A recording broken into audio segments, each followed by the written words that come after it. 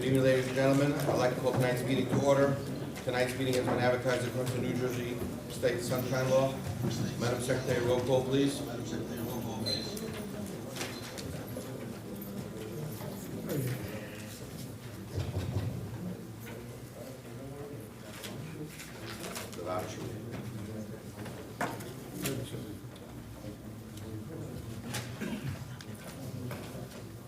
Mr. Gilly? Here. Mr. Halverson? Mr. Langley? Here. Mr. Naftali? Mr. Ribbiat? Here. Mr. Inger? Here. Mr. Gross? Here. Mr. Gonzalez? Here. Mr. Halverson? Here. At this time, I'd like to have everyone to salute to the flag. Before we do that, I want to welcome back our wonderful esteemed Mike Langford, who's been out for the last few months. Welcome back. Okay, I salute to the flag. Pledge allegiance to the flag of the United States of America, to the republic for which it stands, one nation, under God, indivisible, with liberty and justice for all.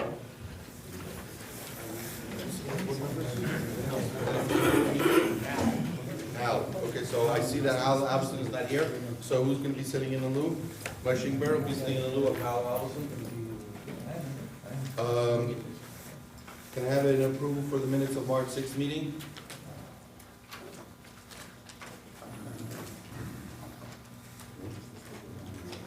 Motion for the minutes? A motion from Judah Ribbiat, second. Second, Mayor Gelli. Madam Secretary, roll call, please. Mr. Gilly? Here, yes. Mr. Naftali? One here. Mr. Ribbiat? Yes. Mr. Inger? Yes. Mr. Gross? Yes. Mr. Gonzalez? Yes. Mr. Halverson? Yes, okay. Before we continue into the meeting, I just want to remind everyone, like I do every month, I like everyone to refrain from talking and to keep quiet because it disturbs up here and it echoes back and it's very hard for us to think or hear ourselves talk. If you want to say something, please do it outside, and if it gets disruptive, I'll have to call it on you and send you out. Moving forward on to tonight's agenda, we're going to start with the correspondence. Mr. Chairman? Yes. I have a request from Josh Schmuckler in reference to appeal number 4020, Connie Hopper. Yes. Would like to table the application until the next meeting. They may call him and they want some fencing in community. And they want to be able to work out all the details prior to the hearing. Okay. Is anyone here for Connie Halpert? Is Josh Schmuckler here? Anyone? Schmuckler? He was here.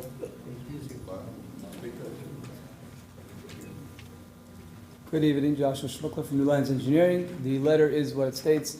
The son-in-law of the neighbor called me today, said he wants to work out some sort of buffering. He got down to the wire till like 2, 3 p.m. and we weren't able to work out the exact details. I said, let's not rush this. Let's wait another month. We'll work out, everyone sit down together, spend some more time. Otherwise, we'll come to a half plan, and we'd rather have a full plan before we do anything. Okay. The letter is on, who wrote the letter? Do we have the letter? I did. Oh. I emailed Fran the letter. You made Fran, and is that with consent of your client? Correct, yes. Okay. No objection, as long as you agree that the time period in which we need to Absolutely. act is told. We Not a should vote on it, Chairman, and then give the appropriate notice to the public that there will not be any new written notice. Correct. Correct. Okay.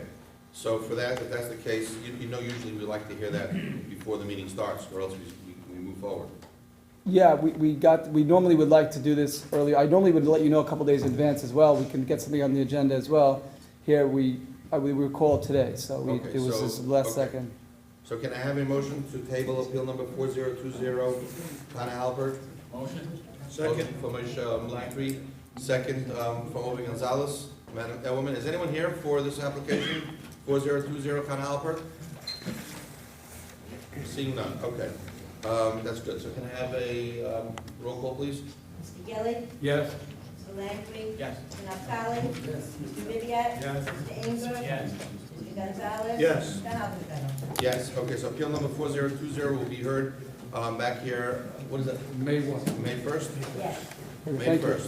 Have a good night. No further notice. No further notice and with waiver of time. Okay, go ahead, Franny, correspondent. I think we have the MUA. Yes, for Lakewood MUA, I have a letter, and I think everybody should have it with the plans attached. It's a courtesy review for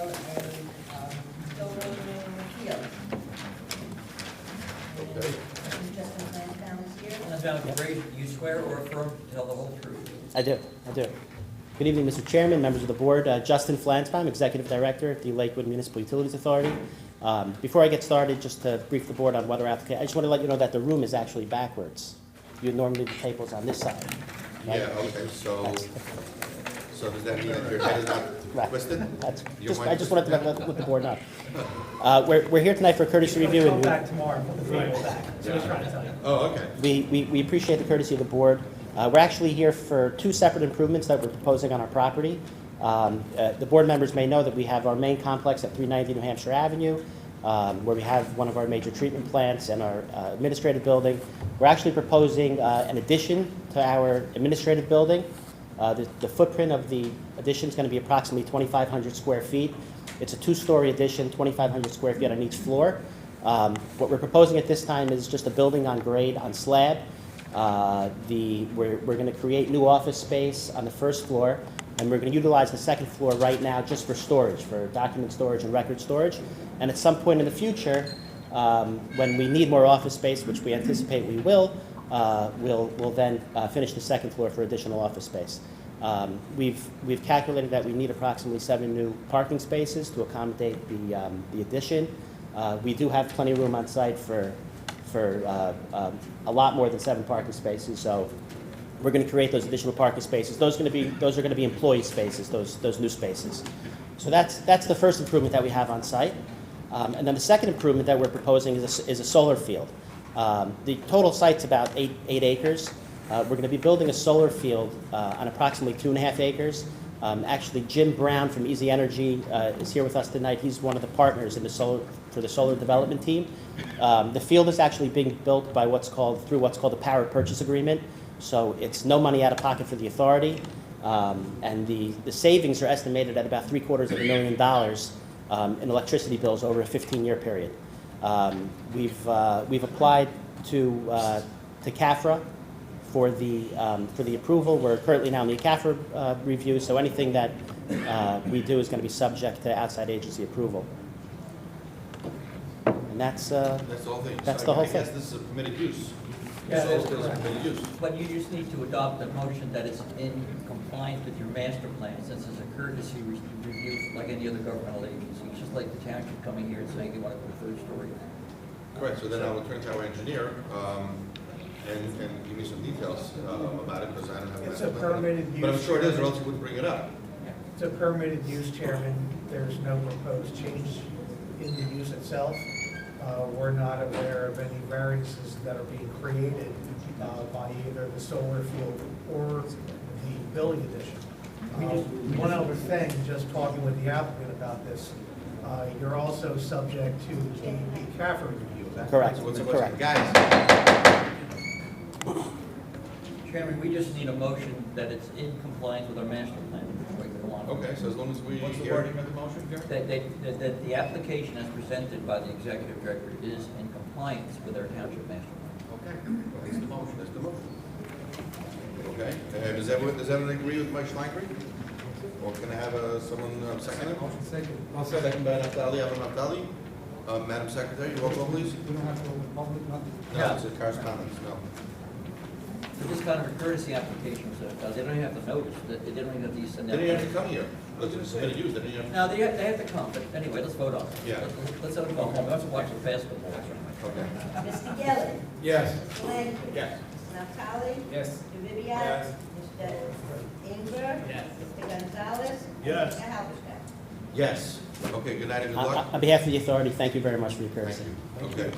Okay, next, we have another correspondence on tonight, PDS. Yes, I do. I have a letter from Bill Stevens from PDS. That's me. With reference to parking at Westgate, and I see Mr. Penzer is here.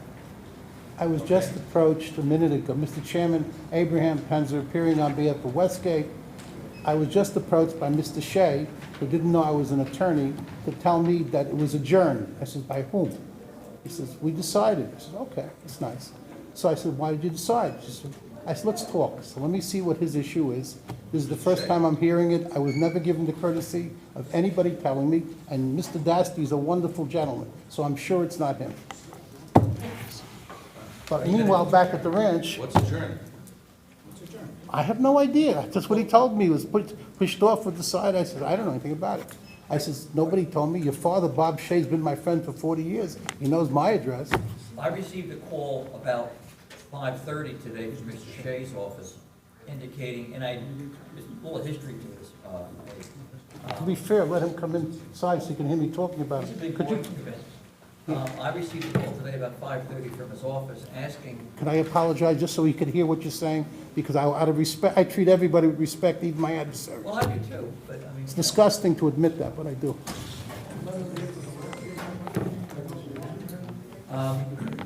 I understand there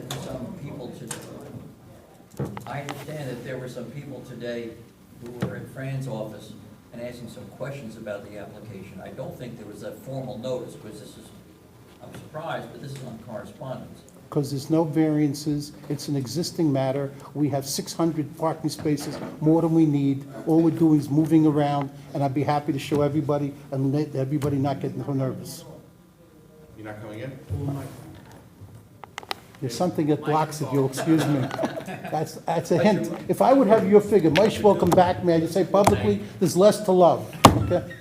But isn't the purpose to remove the berm? The purpose is not to remove the berm. The Not to purpose, remove the berm, but to take parking. if I could just say or, you know what, let me, to be fair to him, give me, if you don't mind, let me take me out of turn. Let me sit down to be fair to Mr. Hertz and whoever is, to explain what we're doing here. Or I could tell you and give us a chance to talk, whatever you wish. There's no brainer here. Why don't you talk to them? That's what I'm trying to, that was all my purpose here. With your kind permission, let me talk to him and let me explain what goes on. And then if we can't agree, we'll come before you and you'll decide. Fair enough? Thank you for your courtesy. I appreciate it. Thank you. If I'm not back in a week, start worrying. Okay, no problem. Okay. Next, okay, so we're gonna put your correspondence on hold. 3952A, investment. Lakewood Investment, 3952A, Lakewood Business, new business. We're skipping over. No, we're done with correspondence, we're going into new business. Which one? Mansour with. 4014. I got withdrawn, I right? don't have it on mine. Yes. I don't have it on my list. Not even on the agenda. I have it on mine. Was postponed. It's not here. 4014 was withdrawn. The one you have, 4014 is not on. No, okay, good.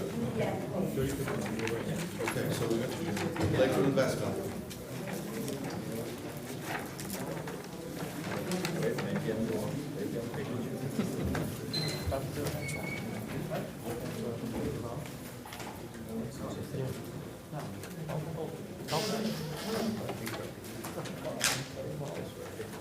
Terry Oates, February 16, 2017, subject to investment LLC.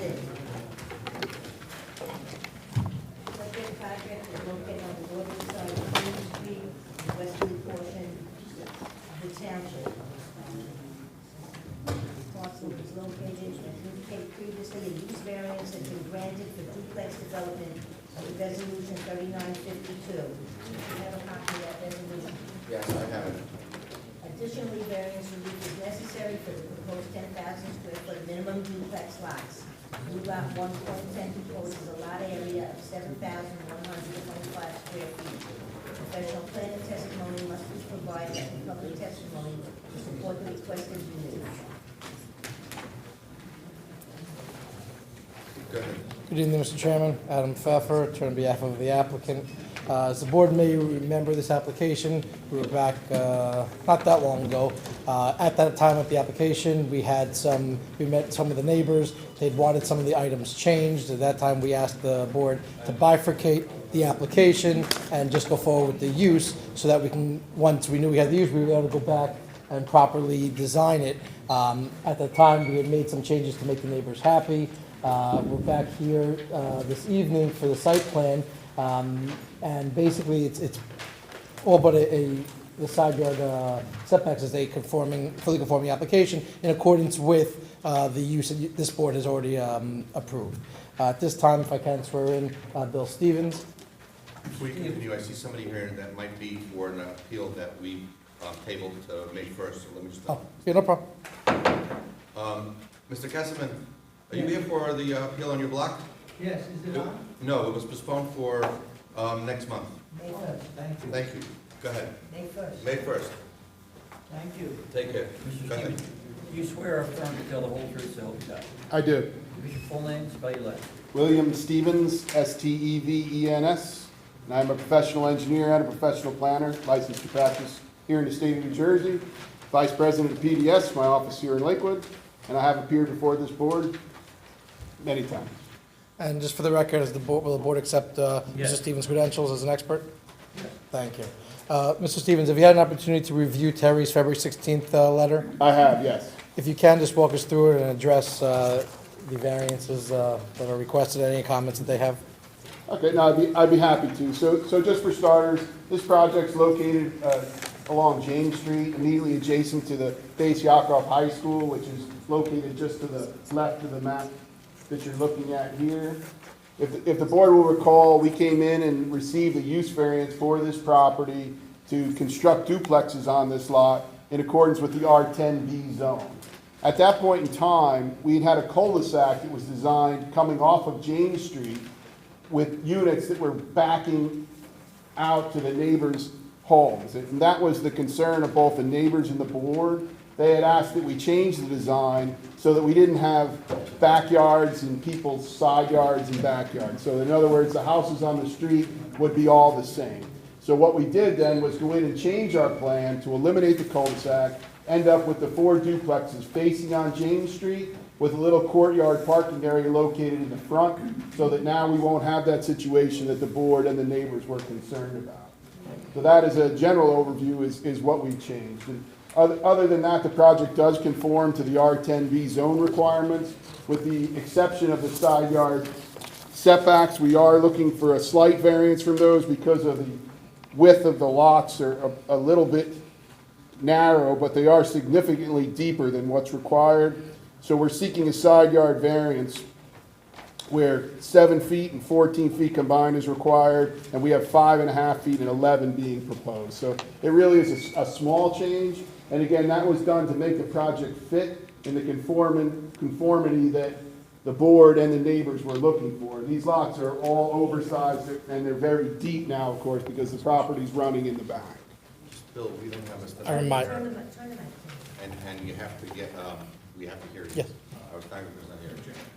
Just the I've learned by one of the master planning, the microphone is directional, and you have to speak directly into the microphone, not around it.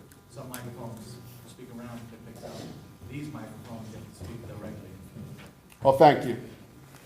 So that is generally an overview of what we're looking at. And yes, we have seen Terry's review letter, gone through it. We had a technical hearing with you and your professionals. I think we're prepared to comply with all the issues listed in Terry's review letter. And other than the side yard setback variances, I don't think we're asking for anything that was other than what was granted as part of our use variance approval. Mr. Stevens, you're asking for some lot width variance also. Actually, we had talked about that in tech. The lot area and lot widths for the individual lots are satisfactory. They seek side yard. Oh, okay. We had discussed this at the, I think it was March Tech Bill. That is correct.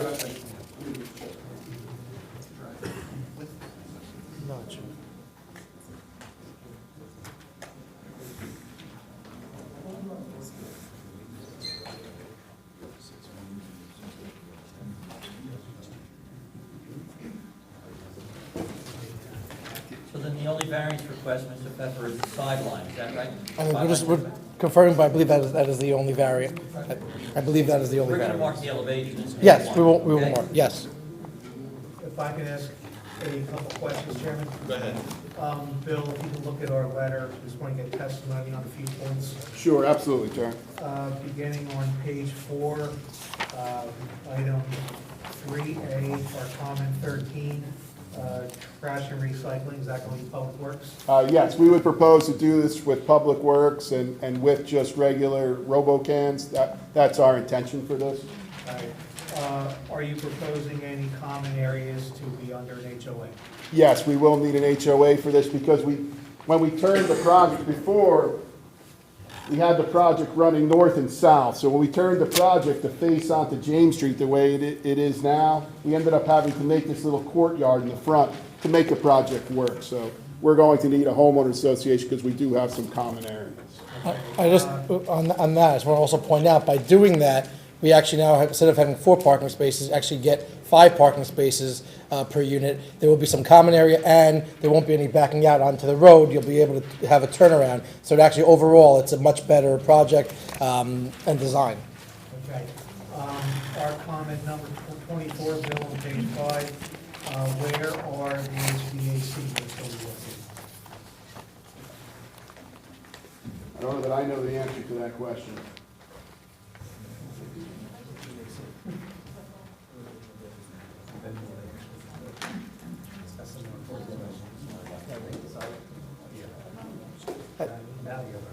At this point, the applicant has not decided which side they will be on, but we will give testimony that we won't encroach or create any other variances if they'll either be in. I think the board would like to know if you're gonna put them in the front versus the rear. No, certainly No, they not. won't. They will not be. We will agree they will not be in the front. They'll either be on the side or the rear. Can I interrupt on that one? Yes. I know that we always get this issue that the air conditioners that are in the back aren't efficient enough, and they want to put them on the side. And we ask for five and a half foot side yard setback. An air conditioner itself is about 2 feet wide, so if you want it on the side, which will probably be a better fit for the air conditioner, be on the side of the house, because it will work more efficiently, then you're down to 3.5 feet for your air conditioner, and for the side yard. And his stairs to the basement does, that's the front, okay, that's good. So, maybe, you know, instead of giving the 5.5 feet, make it 6 feet, and you'll have more room for your air conditioner. Make the house drop narrower, and you just put your air conditioner right on the side, you won't have to have a problem with it, so everyone will be fine. What?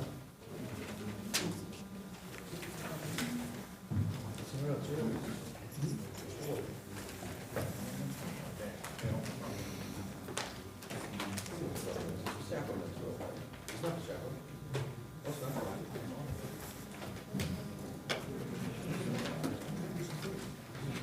Is what you're looking for? Will you see this? The client has indicated they'll put them in the backyard. The deck's there. And then they're not gonna come back and say, oh, it's not working right, we wanna put them on the side because it's better, the plumber didn't know, he plumbed it out by mistake, everything, you know, the standard excuse that we get. And then we're not gonna remember that we discussed it, so we're gonna say, all right, you know, it's there, go ahead. You will remember that we were here. We discussed it. It'll be in the resolution. What? It'll be in the resolution, but they will make, God forbid they make a mistake, you have to go after it. Yeah, go ahead. I don't think it matters if it's in the front or the back. Once you put the window wells, it's the same thing. There's gonna be windows to the basement, right? Correct. Yeah, but we do have to the side yard. That doesn't matter. I'm just saying if some sort of safety, if something happened in the backyard, how are we getting a safety apparatus in the back there? It's 2 feet. How big is the stretcher? You got a 5 foot setback. You're gonna have 2 feet for a window well. Everybody makes window wells out of concrete or some kind. You're gonna end up with 3 feet or 2.5 feet to get to the back. That's running it tight. With the wedding, you put a, something, Can't. great. That's not right, that's how much it sticks out. Illegal. You're trapping the people inside. No. Push it up. The inspection department said nothing.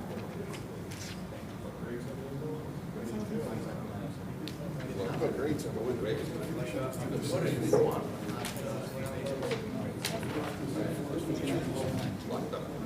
Okay, guys. Can you get a little more room on the side yard there? I don't believe so, but they're indicating we can't put grates over the well. There are safety grates, so you can walk over it.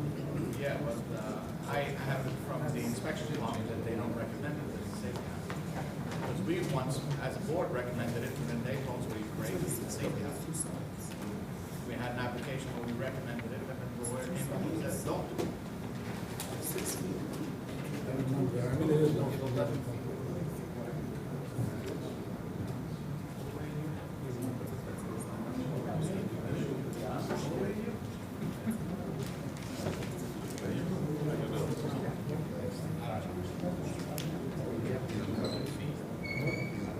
Mr. Pfeffer, Yes. Mr. Pfeffer, just a question.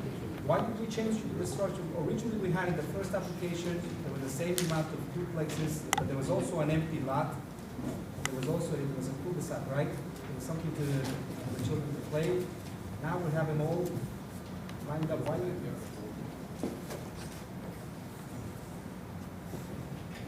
So what was wrong with that? Yes, what happens? This, So the original application that we made was for this plan, and what had happened at that time was the neighbors came out and objected. They didn't want the rear yards of these houses facing outwards, and the board agreed with them. They said, come back to us with a plan facing the units on James Street, and then we'll have long, deep yards, and the children can play in the rear yards of the home. So it'll give them much better backyards as well, and we said, fine. So he had gone through the length of actually engineering this plan in the first place. When we came in for the use variance, we came in for a site plan approval as well. So my client heard what the board said, and I mean, that's what you guys said. So we changed the plan to what you have in front of you today. The approval that you received last time was for how many duplexes? Same number. And it was four duplexes? Correct, yes. So are you saying that we are forced here to approve 4 duplexes? Well, what I'm saying is we did exactly what you told us to do in your resolution. I mean, this is what the board had asked us to do. The resolution said we should make a better plan. Right. And that's what the complaint of the board was and what the complaint of the neighbors were. They didn't want the units backing up to the adjoining neighbors. It wasn't a complaint from the board, it was a complaint from you, right? Correct. And the board said, can you do that? And we said, sure. Can I ask you get some details? To the, facing the plan, to the left, what do you have? That's Base Yakov. So they're not the ones complaining. They did not complain, no. So the ones to the right are what, single-family houses? Correct. Single-family houses? Yes. Mr. Glatzer, this is Nick Hitchcock Glatzer. And he has, his backyard is what?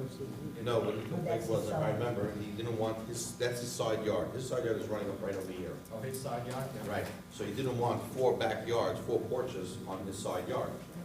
That's what he didn't want, so we gave him the approval of 4 duplexes, 8 buildings, on condition that he fits it in all off James Street. So that there are no backyards in his side yard, so you can have a normal quality of life. Mr. Chairman, Yes, in the resolution, it says here that the use variance application to permit the construction of 8 duplexes. Does that mean 8 4 duplexes? buildings. 4 buildings. 4 buildings. 8 units. 8 units. 8 units. Yes, It's not 8 duplexes. no, that's what, But it does say 8 duplexes. 8 units. 8 units. 4 It doesn't say buildings, units, I'm saying 4 it says- duplexes, 8 units. Right, but it says 8 duplexes. should we come, we'd be happy to come back, we'd be happy to come back with another 4. My but point is exactly what we approved, and this was a mistake, obviously, to approve 8 duplexes. Correct, no, it was only 4, we're acknowledging, it was only 4 duplexes, we came in, and that's why we were designing the 4 duplexes for the 8 units. We like to think we've come back with an attractive product. I mean, we worked hard to come up with a plan that we think can work. Can satisfy not only the town's concerns, but also the county concerns as well by limiting the number of driveways out onto James Street. I mean, we think it's a good plan. I don't think the plan is not a good plan. I don't think the plan doesn't work. I think especially because you made the whole turnaround and everything off the street onto your property. I think that's an excellent, great idea, and I think you're asking for exactly what you're approved for, the sides for that one variance, and I think that's what our board members are deliberating, to make it a little lighter, loosen up a little side yard, so it shouldn't be so squeezed in.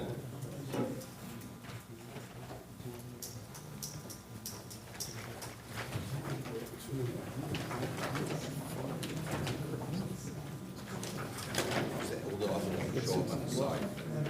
No, you try to avoid, full side yards.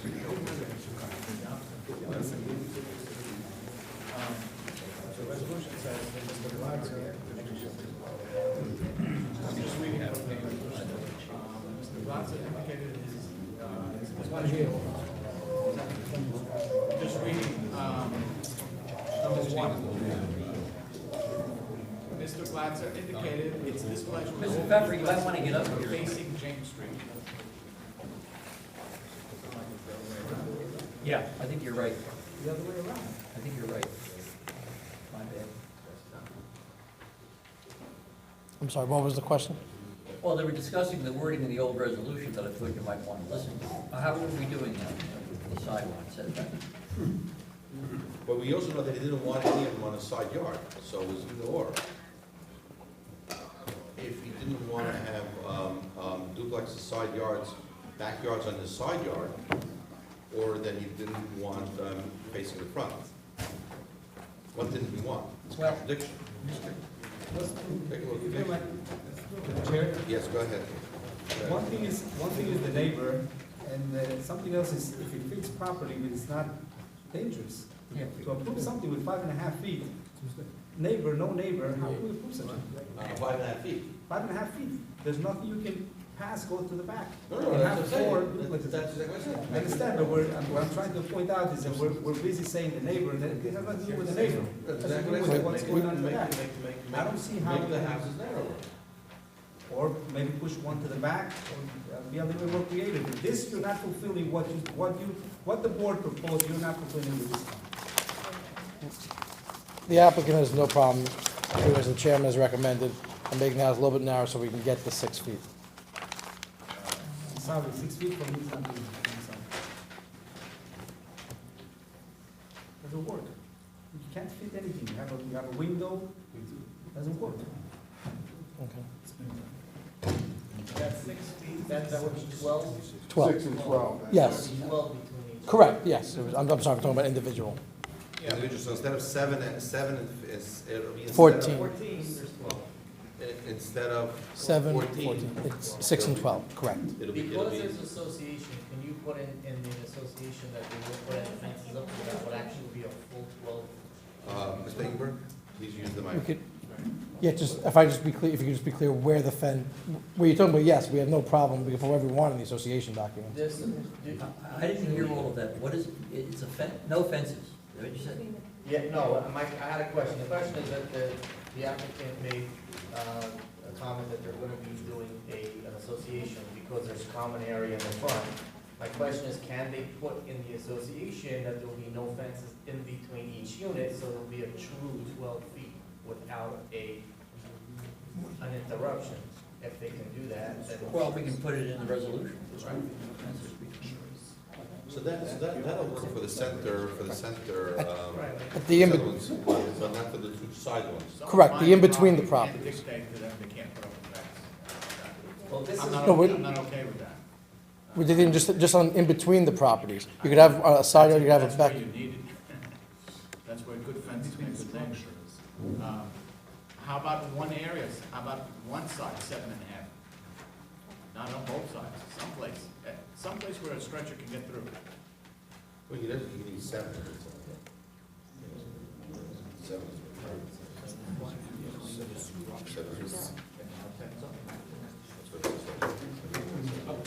Gary, what's the requirement in R10 zone? You're talking about side yard? Yeah. Side Well, yard. 7 and 15. 17 and 15 total, so 7 and 8. In R10 zone? It's 10 feet. R10? You want to move 12? 7 and 8 is R10. That's five. Yeah, 10 and 25, I'm sorry. Is R, they're doing the R10B. They're seeking, the existing zone is R12, correct? Correct, and we got a use variance based The upon, existing zone is 12 and 25. correct. You're seeking to be heard under the R10B. That's what we were approved for at when we got our use variance. Okay. And R10B, the side yard setbacks? 7 and 15 total. 7 and For 14. the R10B. 7 each side minimum, 15 total. 14. Okay, so that's 7 and 8 or 7, 8, 7 and a half, 7 and a half. 7.5. It's 7 and 14, just to be clear, R10B was 7 and 14. There's a typo, I think, in Terry's letter. I have 7 and 15. No, I know, It's I'm just 14? pointing out, I believe R10B, I believe it was, I thought it was 7 and 15. In any event, it's 7 foot each side minimum. correct, they were all internal. They were all internal. Well, if they're internal, if it's a common lot line, the other lot line is 0. Right. So when you have units up against each other, the aggregate of each Is 0 7 is 4 7. and 14. Yeah, 7 and 0, okay. So you're saying for a duplex practice? Correct, it's 7 and 14. Okay, Mr. Chairman, understood. Yeah. I have a question for the attorney. It's, when we approved applications to permit the construction of 8 duplexes, meaning 4, it meant up to 4 if it works, but not that they have to approve the 4. You're correct. Because they still, the ordinance, the resolution also says that they have to come back to you for variances. So based upon the fact that they need variance approval, you can decide how many units fit.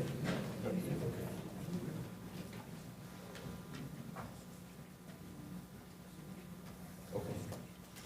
Anyone? How, do you know how wide the basement wells are, how far out they go? It's not indicated on the. It's on the plans. It doesn't. Sorry, I can't. The question was how wide are the basement wells? How far out do they go? My engineer was just checking.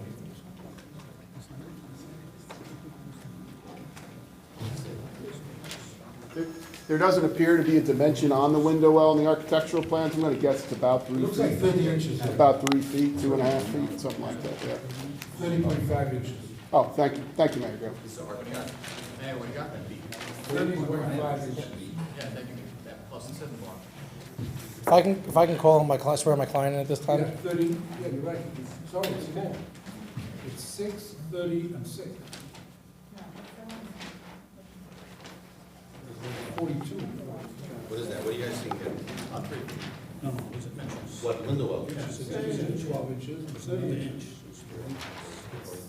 You've got all 42. 42 inches, It looks like a mere 42 inches 3.5 feet. with the concrete. If I can at this time, call in my client, the applicant. Morning. Sir, would you raise your right hand? You affirm the whole truth, so help you God? Yes, I Give us do. your full name and spell your last, please. Mordecai Eichhorn, last name Eichhorn. Can I talk? Yeah. Basically, with regard to this application, technically, we're okay with building on a 7-foot setback. What ends up happening is it ends up being a 24.25 each unit, meaning like this, when it's 31.25 each individual lot, which means if you subtract 7 feet, we can build a 24.25 foot wide unit. Just from sales, in the past, buyers have always expressed that they prefer to see somewhere in the 25 to 25.5 range in terms of size of width of units. So we could technically build on a 24.25. It's just, I know from experience, selling to buyers, they're not usually happy with a narrower home. They like to see a little bit width. It kind of opens up the house a little bit. It doesn't give the long, narrow townhouse type of feeling to it. So that's where we came up with the concept of building a unit with a 5.5 foot wide setback, which ultimately gives us 25.5 or 25.75 width of the house. If the board feels it's very important in order to create the safety element, then we're okay with making it a little wider. But ultimately, buyers have always given us that preference in terms of width of the units. Just in terms of other in precedent, I've seen we've actually built a couple of developments with 6 foot wide setbacks, and it actually has worked out very well. Arlington Heights, there's another development on Sterling Place. They all were built with 6 foot wide setbacks, and thank God we haven't had any stretchers coming from the backyard yet, but I think there is enough room there in the event that it would happen, God forbid, that it could be access to the front. But if the township, if the board members feel that it's important to have that additional space, it's not going to make a difference in terms of amount of units. It's just more about trying to accommodate the potential buyers, knowing what they like. In terms of, we're talking about fencing, we would be okay with a restriction of no fencing in between the actual structures where it's narrow. But obviously, like the board members mentioned, the backyards, people like to have a little privacy, so we would like to be able to separate each unit from each other's backyard. But if the board members feel it's important that in the event you want to get from the backyard to the front yard, we can restrict any fencing in between the actual structures where it's narrow, so there shouldn't be any fencing there, so people can access it And easily. require a side door. And obviously, we'd have to have a door in the back where we close off the What you're backyards from proposing each is- other. You're proposing that you wouldn't mind having the fences in the backyards, but not in between. Not in each between the actual unit. structures It'll where give it's it- it'll narrow. give it that open look. Correct, So it won't correct. have that tight, narrow. Exactly, yeah. Narrow look. Correct. So we leave it up to the board, you know. Something out to the guys, it's just. Yeah, go ahead, Rich. How about on one side, 7? And then everything else 5.5? Like every other one will have 7 and 5.5. Does that work? So you'll It have. probably makes more sense to do the 6s then, because then everything would be Center conforming, ones. otherwise we're gonna have to make separate units for separate locations. So narrow, but he's saying And- that units want to be so narrow because you're leaving it only, or actually you're taking 3/4. It's the same 12, 7 and Same 5 would be right. the same 12. I think the conformity, you know, having everything conforming might be a little easier. Yes, so you have 6, 6, 6. It ends up with the same amount of distance in between each side. 5.5 and a 1.5 feet. You're taking a 1.5 foot off, you're making each house 25 feet wide. It won't be so noticeable, if only like the center houses are just pushed over a foot. We're okay with that. If you wanna do the 7 and 5 better? We're trying to figure it out. If you want it to be, You'll have that access going to the if you want it to be, let's say, a total of, it will work the same way. If, let's say you say a total of, an aggregate, whatever you want to call it, of 12 feet, and one side has to be 7, the other side has to be 5, what ends up happening is you have the same 12 in the middle, but you'll have 7 on each exterior side. That's what he's trying to. So that would be fine. If you, it kind of ends up with the same concept. You're getting a little more space. Instead of 11, it's becoming 12. But you can make the aggregate of 12 feet and then 7 on the, all the way to the extremes. This way it opens up in case you have to access it. Or make one, just make one with a, wide enough to get for everybody. And the fence idea is a good compromise. I'd say just the middle, maybe. And you having- I mean, like, again, I'm sorry, I misunderstood. Scratch. Okay. If that's okay with the other guys. Yeah, so you have like a 12 aggregate, but one has to be 7. So this way, and the exteriors have to be 7. So this way, ultimately, what ends up happening is you have access from the 7 on the side, and you have the same 12 in the middle with the restriction of no fence in between the structures. Ultimately, you have 12 in the middle minus the, the whatever. I'll be honest with you, if you had 7 on that side, I don't mind putting the fence up there. Okay. We're okay with restricting them between, because I'll be honest, you don't see fences in between the actual structures, so we have no problem restricting it. That's fine. Because it's okay with the rest of the guys at home. So it would be an aggregate of 12 and then 7 on the exteriors. That's fine. And no fencing in the middle. One more thing, we say no fences also, no shrubs. Correct. No, right. Nothing that Grass. would minimize that area. Correct. Right. Okay, at this point, I want to open to the public. Anyone from the public want to be heard on appeal number 3952A, please step up. Mr. Klein, do you swear or affirm to tell the whole truth, so help you God? I affirm. I'm wondering why the applicant is getting special treatment, and I'll explain to the board what I'm talking about. When he came, this was a bifurcated application. He came, he wanted to change from a R12, that duplexes is not permitted, and he changed it to a R10B, that duplex is permitted. They quoted over here that they got approved for 8 duplexes. I watched over the video before the meeting, and I heard the zoning chairman, Mr. Halberstam, specified, I'm not giving you only a use variance for duplexes, but I'm not giving you any numbers. I don't know where the numbers came in when the chairman directly said that it's not a number game, it just, he's giving them the variances that the use variance that normally you don't get on R12, you can build duplexes, and over here they will be able to build duplexes. Now, this application, he didn't mention this when he was standing over here, but one of the units, he wants to build a duplex on something that even a R75, the lowest zoning in Lakewood, the highest density zoning in Lakewood, the R75, that you need 7,500 square feet to build a duplex, here's a 7,100 and something. He didn't mention it because it doesn't, if you look at this plan, it doesn't show. But this plan, it does show. What happens is over here, he has over here a paper street. that is cutting into this property. So this property over here is only 71 something. And you're going to give him something that you didn't give him the previous time. You're going to go, and not even an R75, you're going to go something. When any application, I'm watching it over here, anybody is coming in over here from an R12 to give him a duplex that not even an R75 permits, he would have been thrown out of the windows, even though there's no windows over here. And this application doesn't even feel necessary to mention it, that he's asking for it.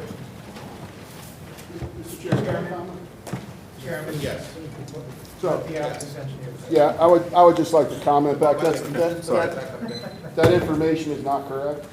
I didn't think it was. So the lot area that this gentleman is referring to for the duplex lot in the R10B that we're required to have is 10,000 square feet. We actually have 19,000, a little more than 250 square feet. So we're significantly larger than what's required by the R10B zone. And then if I can clarify that, Bill, that 19,000 square feet that you're testifying to is the aggregate of individual unit lots 1.09 and 1.10, is that correct? That's correct. You have to add both lots up to come up with the duplex lot number. So he just misunderstood what we're trying to get. So what you're telling me is that 7,100 square feet is just one door of the duplex? That's correct. So it's not the duplex itself, the whole building. The whole building is on 19,000 square feet. That's correct. 10,000 is required based on the thing. That's correct. And so that is part of one of the things that Mayor Gelli was talking about earlier that makes this plan so much better is because now that we've turned the units, the lots are so much larger. I mean, generally, the other lots are 24,000 square feet where 10,000 square feet is required. So they're significantly larger. This gentleman is correct. There is a paper street behind lot 110 that we're not asking to vacate at this point in time, but that does take a piece out of this lot. But it certainly does still. So can you walk me through, the first one is, the first building is at 19,000 square feet? That's correct. And the second building is at how much? It's 24,000 and just short of 400.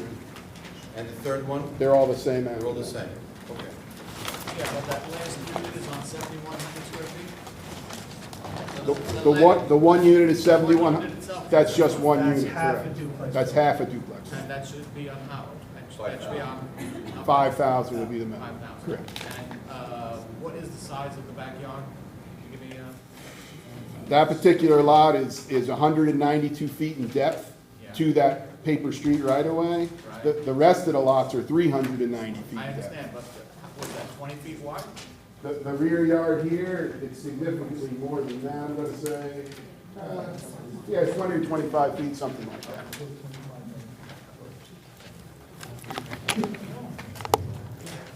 So after the engineer clarified it, I want to pull back my comment.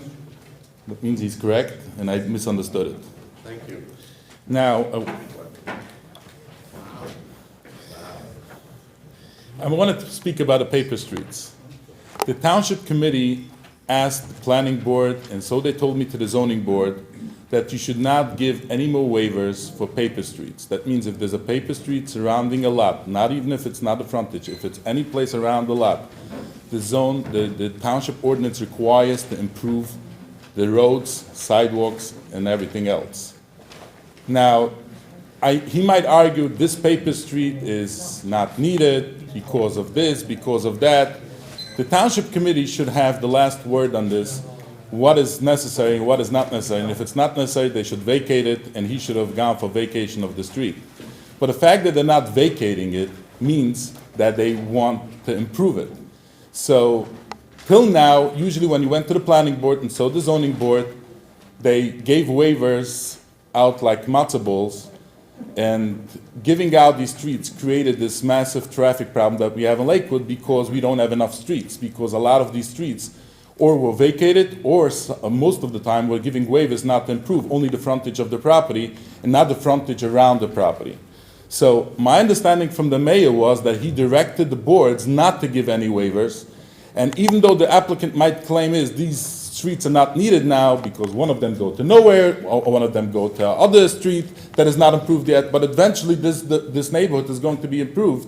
And I'm just mentioning this because this was mentioned to Terry from Take Back Lakewood, and he said that he's going to address it to the board professionals. We received a suggestion from the mayor not to carefully look at design waiver requests for sidewalks. I don't remember anything about a paper street, but there are sidewalks along James Street on this application. This paper street here is in the CLP zone, which you can't build anything, and it's behind a very big wetlands corridor, where you can't even get to. This building by state regulation will never be built. It's a CLP zone. I don't think we have to put in a sidewalk on the 190 feet in the woods. I'm not talking about sidewalks, I'm talking about the roads. The road's not being touched. Again, he needs a waiver for that. He's not, the road is here. You're going to give him now a waiver for that, no? Fine, he's not asking for anything, Not asking he's for not a asking for road. anything with regard to the paper The street. paper street's staying exactly where it is. If you don't approve a paper street, I could read you the ordinance. If you don't approve a paper street, Terry, correct me if I'm wrong. I'm going to defer to Jeremy. The ordinance says anything around the property, any roads around the property has to be improved, roads and sidewalks. I'm talking especially about roads, and it's expensive. So this board has to give him a waiver for not, if the board says, listen, we're not giving him a waiver, he is going to have to improve it. No. You can't approve it. By law, you can't get in there because this is a CLP zone. It's not allowed to touch it. How do you expect it to improve it? Perry, help me It out. will always remain a Jerry. paper street, it will always remain unimproved. Again, Mr. Chairman, may I comment? Yes, go ahead. Both of the paper streets this gentleman is referring to are in freshwater wetlands. They cannot be disturbed. These roads that he's referring to lead back to Crystal Lake. It's part of a preservation movement here in township. They will never be built. You can't touch it by What law. I suspect happened, Chairman, and I don't know for sure, I suspect what happened here is that your tax maps that created all of these paper streets were created prior to the Freshwater Wetlands Act of 1970. Probably. So you have paper streets here, which I believe I heard testimony that the adjoining zone is Crystal Lake Preserve. One second. The adjoining zone, There's some new gentlemen here that walked in here. Please refrain from talking. If you have to talk and you can't hold yourself back, please step outside. you have property across the street, which is CLP. Again, your freshwater wetlands, if it's more than 0.25 acres, which any significant road network back here would be, it would likely be an individual permit, and you would have to prove why you had to have the roads, or the state would permit. Okay. So the last thing that I want to say is about the cul-de-sac. The cul-de-sac would have been much safer, and I looked over the video. The board actually, their claiming is the board was very happy with the neighbor's layout. Actually, some of the board members voiced that they're not happy with it, like one of the board members now mentioned, that it's not safe to have the frontage on James Street. It would have been much safer the way it was originally, and they changed it because of the neighbor. But from the other side is safety for these people that are going to live over here. So safety that, and he's claiming that he's gaining more parking. He's not gaining more parking, because if he would have had a cul-de-sac, there would have been off-street parking that he's going to have now, the off-street parking on James Street. He can't park over there, but that's what's going to happen. From the overflow from the parking, that people are not going to park in the driveways, they will park on James Street. They'll get tickets, but they will park.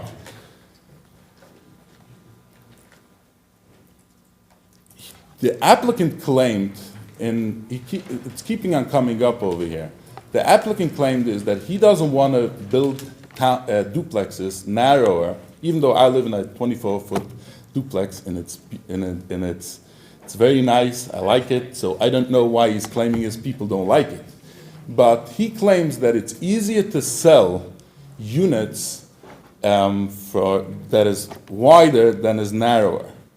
And I claim he's correct. And if it's not easier to sell, you'll have to sell it for cheaper. And if you look in the R10B zone, the zone was created to get affordable housing, high density, but affordable housing. What he is trying to do is no, we'll build wider homes, and it's not affordable because we're going to be able to charge more because people like it more. So I'm just saying the intent of the zoning is, he's just explained it very good, why the intent of the zoning is the opposite from what he's saying.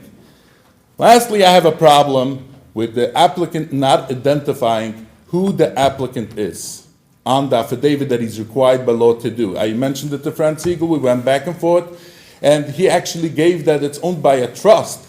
Now, the attorney over here refused after Francine Siegel requested that he should give who the applicant is, and it came out that it's Mr. Goodfreund because it's a trust. He still didn't identify himself, but I'm seeing him jumping over here back and forth, so I know it's him.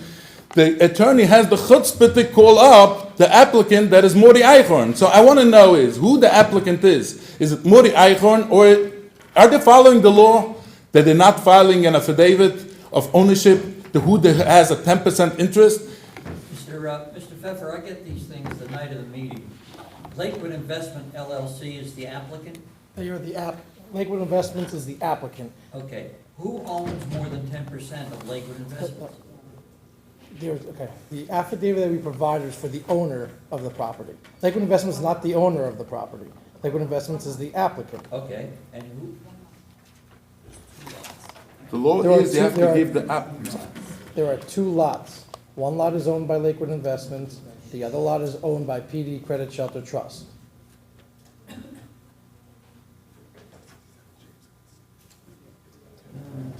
John, you wrote the law. I think it's 10.2, sir. I'm sorry? Two. Mr. Zoll, Could I clarify something? I think that's Okay. enough. They asked me a No question. problem, no problem, no problem. You're right. The clock's not running. I'm finished. Only this. Mr. Pfeffer, it says on the application, 267. One second, Modi, wait till, we get from Jerry. Nothing, he wanted I to could, say yeah, I could comments, answer the wait to hear question. from you. The sole member of that 267 James Street LLC is the PD Credit Shelter Trust, which we provided the affidavit of. They're 100% the member.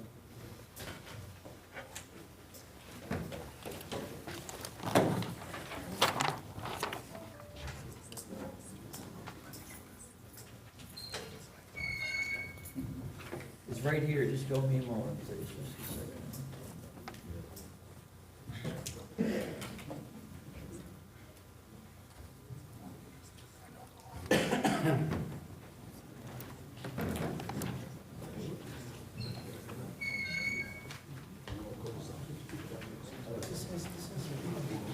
Should I show it to you? I have it on my phone. I can't find the specific. I'll show it to you. section, just one second. Yeah.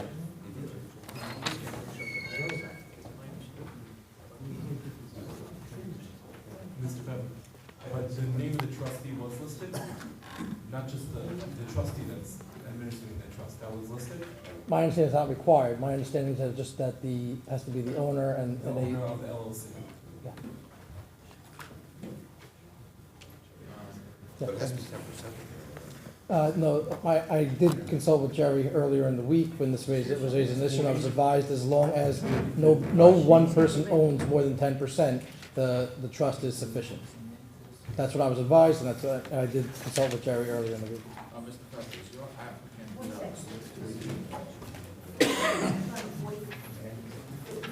What number? His application. 48, Want to go back 1, to the cul-de-sac? 42. Is he coding against the cul-de-sac? Thank you, Mr. Klein. The section is 48.1 of the statute, and it says, a corporation or partnership applying to the planning board or board of adjustment, blah, blah, blah, shall list the names and addresses of all stockholders or individual partners owning at least 10% of the stock. So, who owns more than 10% of Lakewood?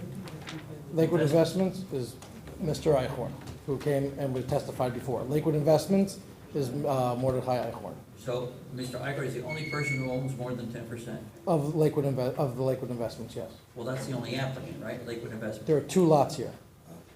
That's for the Lakewood Investment portion. As far as 267 James Street, that Who's applying for the approval? Lakewood Investments, Okay, and Mr. Eichhorn is the only one who owns more than 10%? yes. That complies with the statute. Thank you. Did he file for affidavit? I'm sorry? He didn't apply for affidavit for Mori Eichhorn. The applicant is Lakewood Investments LLC. And he didn't file an affidavit as required by Well, law. I had the representation from Mr. Pfeiffer that Mr. Eichhorn is the only owner of Lakewood Investments. I agree with you, Mr. Klein, that he should have written down the name Mr. Eichhorn. But he's the only one who owns more than 10%.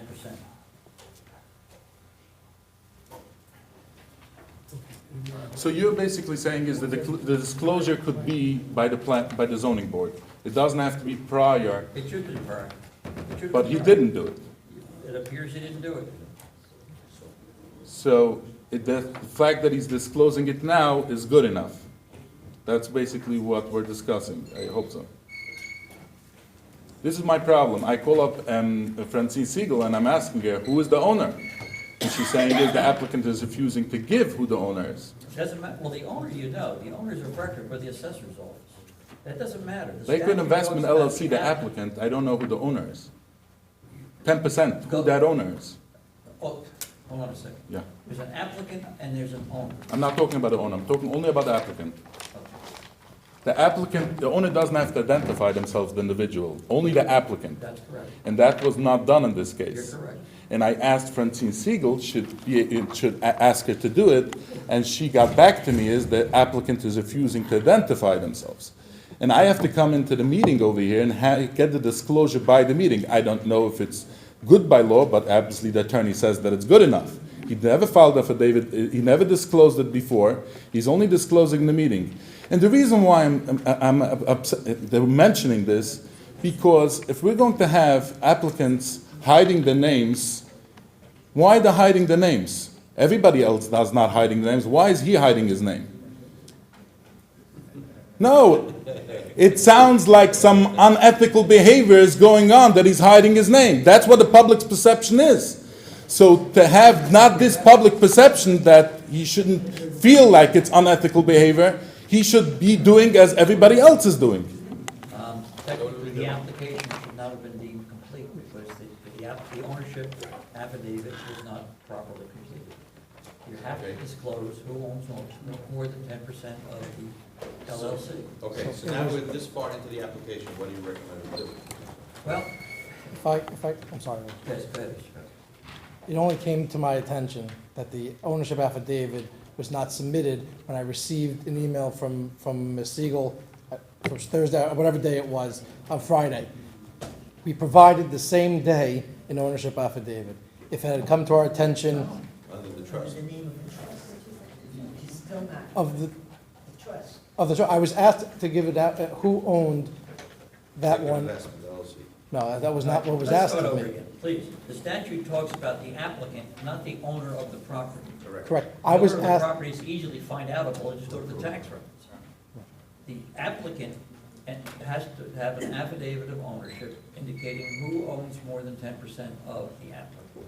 That wasn't done here. Correct. Just to be clear, it was asked of me who, not for the applicant, it was asked for giving an ownership affidavit. Mr. Pfeffer, you're aware of the statute. The statute said you had to have it done 10 days ago. I was unaware that there was an issue until Friday.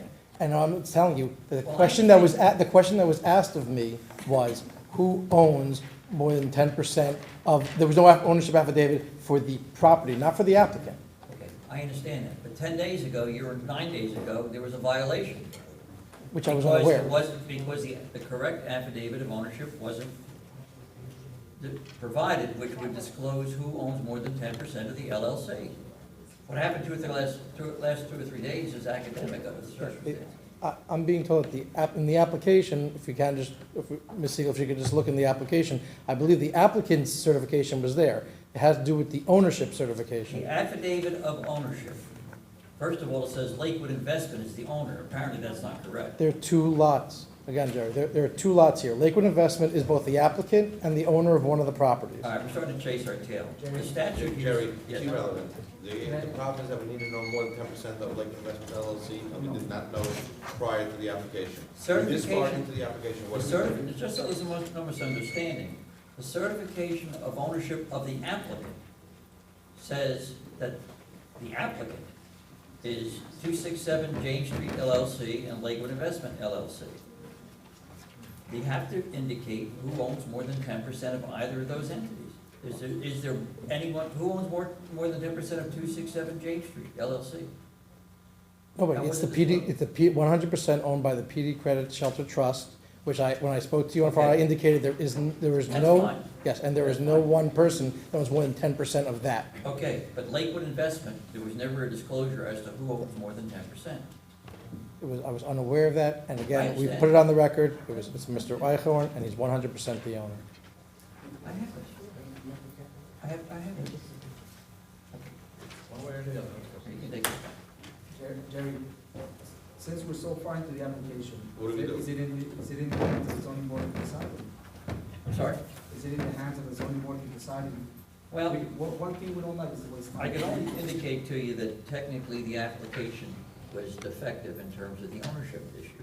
And if this is a concern in the township, and it appears to be becoming a concern in terms of disclosure, I think that the application should be properly completed before we hear it. So here's my question. Can we put this application on hold and continue next month after the disclosures are properly made? And we'll just continue where it's left off and not I resubmit? think you and can. not- Mr. not Chair- be- You can bring it up under old business. If I'm sorry, if I could just address that. Go ahead. As soon as we became aware that there was an issue, we provided what was asked of us. With that being said, additionally, this is the new day, the new age, where we now have tech hearings prior to coming before the board. We had a tech hearing upstairs, and we were told again, we have everything that we need and we've been deemed complete. It was an oversight on everyone's part. But to now come back again, not to tell us again, let's be honest here, we've now said everything on the record. It's streaming live, it's going to be posted in a few days again on more websites, and people can keep hearing it. We have disclosed everybody who owns it. Mr. Eichhorn is 100% owner of Lakewood Investments. He is both an owner of one of the properties and the applicant. There is another entity called 267 James Street. It's owned 100% by the PD Credit Shelter Trust. None of that is going to change. So for us, you're the board, you're the chairman, we will come, I prefer not to come back, but nothing is going to change. It was an oversight on everybody's part, not the applicant, the engineers, I understand the that. board. I get it. I don't know what's going to change. I If we just come back wanna in know, May, it's going to be, Law-wise, what am I supposed to do? And that's why I'm deferring to my attorney to tell me what am I supposed to do. I hear what he's saying. We had a special tech meeting on it to circumvent all these problems. And it slipped through that tech meeting. Yeah, but it's not their responsibility, it's the applicant's responsibility. I have to disagree, I'm sorry, with Mr. Langkry, because the whole point of that meeting is to clean up the applications and say, guys, we need architecturals, we need, your plans need to be changed. We didn't want to have any of these conversations where we got here. The whole point of the tech meeting was that it should be quicker for us instead of sitting an hour and a half. Correct. Just to argue over ownership. I agree with that. Mike?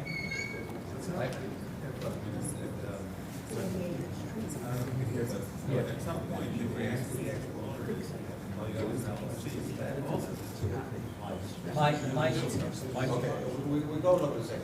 Yeah. Just have to know what to do. My suggestion is that you require the applicant to provide the correct ownership of the applicant form to Fran. Carry this to May with the understanding it's old business, and what he testified to already, we don't need to regurgitate that at the next meeting.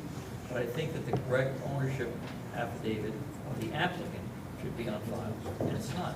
We need to make a motion or anything? Yes. So can he submit that now? And Well, then- not tonight, they can submit it tomorrow and be back here in May. It should be on file 10 days before the hearing, and it wasn't. Jerry, I have a quick question. If we would require that, as part of the resolution, to be able to submit all that information, is that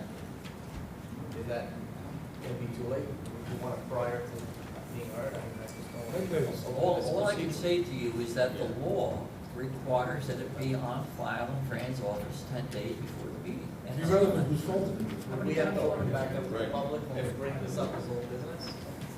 We just said we could just continue in old business where we left off, which is basically, why don't I just finish with public now, so then we just go for the vote when it Close comes it, back? we can vote, and then we Okay. don't have to. So why don't we just, All right, any other finish? public? Because we're still in open session, we're still public open session. And then, like this coming next month, we'll have it on file, go for a motion, there will be no new testimony given, because if there will be new testimony given, then it'll have to be reopened to the public, right? Yes, So therefore, we'll just be in and out for a vote, yes. okay? I think that's, under the circumstances, I think that's a fair resolution. Okay? Is there any other public comment? So anyone in the public who want to be heard on appeal number 3952A? Mr. Hovde, do you swear to affirm or just a moment, sir? Come please. Do you affirm or swear to tell the whole truth, so help you God? I do. Good evening, Mr. Chairman, board professionals. Here again, we have an incomplete application. And I'm looking at all the rules that were given to the Zoning Board of Adjustments and the Planning Board. And one of the things that they emphasize is the completeness of applications. This may have been an oversight, I don't know. However, it doesn't make that much difference. The idea is the full and complete application was not presented 10 days prior. And therefore, I think that the board is being extremely generous by carrying it as old business where they could continue as opposed to rejecting it and saying it wasn't complete your application and come back as new business. So, I think that this board has been extremely generous in their thoughts that they would allow this continue in May 1st as opposed to fix your application, get it filed 10 days prior to the meeting, and we'll hear it. Thank you. Thank you. Anyone else in the public want to be heard on appeal number 3952A? Seeing none, we'll close to the public. Adam, as you just heard, which is what we're going to do. You're asking about my preference? No, letting you know. You're telling me. Okay, just letting you know. I think we need a motion. So therefore, yes. Before, Mr. Chairman, before the motion, Yes. I'd just like to make a comment. If, now that we're coming back from May 1, maybe come back with new plans showing the Wait a narrowness. second. If it comes back with new plans. It's not new plans, just what we spoke about, the difference of making more space in between. If he presents any new, he can do that, but if he presents any new testimony, we have to reopen it to the public, and it's going to be a whole nother discussion. Mr. Chairman, if that's something that the board is going to require, you may as well see it.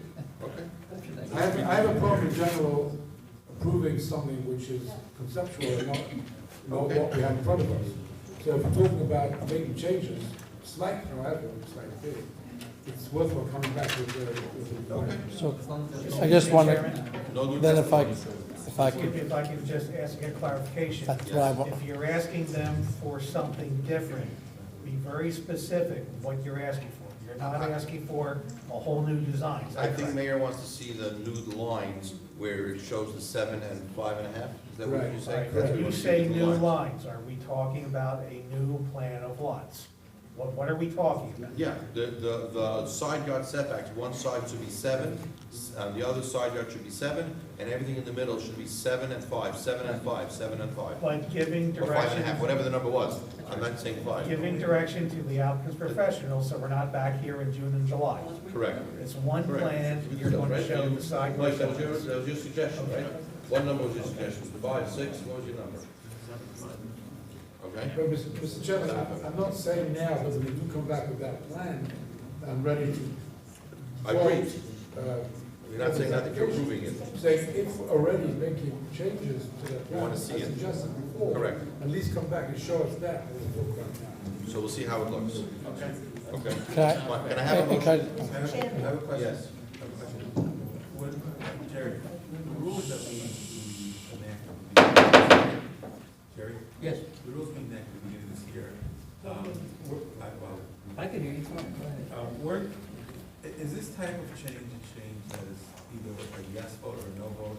This type of minor change of changing from 5 feet to set 12 feet, is that something that requires a new set of plans and discussion you open to the public? Is that based on the rules that we agreed on at the beginning of the year? Well, it's sort of two-part question. If they're coming back in with revised plans in accordance with the conversations we had, 7 and 5, 7 and 5, then yes, I think the public, those plans will be on file 10 days before the meeting with the affidavit of ownership 10 days before the meeting. The public has a right to look at the plans. Now, is that what your question was? Yeah. As long as they're here 10 days before May 1st. Because what I'm understanding is that it's just, all the discussion has been done, it's closed to the public, and it's just a vote on, in Now, the now, session. if they're bringing in new plans, the public and the zoning board. More discussion. No, More they discussion. don't have to renotice, because we're carrying the application to May 1st. But the plans have to be on file with the affidavit 10 days before May 1st. Okay. And the public knows if they want to come in and look at the plans 10 days before May 1st, or within those 10 days, they can come look at them. But there's not a need for a renotice. And if I could just ask Jerry, just to confirm that the affidavit of ownership that's on record for the James Street LLC, which is solely owned by the PD Credit Shelter Trust, is acceptable, as there is no one person, beneficiary, that owns more than 10%. I just don't want to come back here again and have someone raise the issue You again. represented, and in the form shows now that the trust owns the other one, 267 James Street, whatever Right. it is. That's a trust, and you've indicated that there's no one who owns 10% of the trust. Correct. Okay, I just want to make sure that we don't come back and have the same issue again. I just wanted it on the record. No problem. I think the issue is with the Lakewood investment. Yeah, and then we'll show, Clarify? Okay. What's that, just to clarify, doesn't the trustee technically own the trust? No, the trust No, owns we it. don't have a trust. The trust is owned by the trust, and the trustee manages the trust. It's the same situation as if a corporation is the applicant, and there's 11 persons who own the corporate stock, and they each own 9%, same thing. Those people don't have to be disclosed, because they own less than 10% of the corporation, same thing. Through the chair, Yes. I want to clarify something.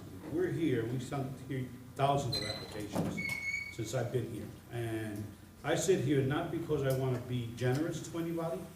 I sit here as a responsibility to the town, and to the members of the town. So when I look at applications, I don't look at them as being generous. I look at them as being fair. And what we try to do is be fair here. So we look at applications and we find situations that maybe caught us off guard, or we're not known, or maybe the attorneys themselves are not aware of, which happens many times. Okay, so to be fair to the applicants, we don't cause them to have to go back and spend a ton of money and say, no, the application's no good, throw it out, come back again and spend the money. What we're trying to do here is be fair on this side, to be able to expedite the applications. It's not a situation of being generous, it's a situation of being fair, and I just wanted to clarify that. thank you. Good point, Obi. Okay, can I have a motion, please, while we discuss? Motion was made by Mr. Langley, I think. I'll second.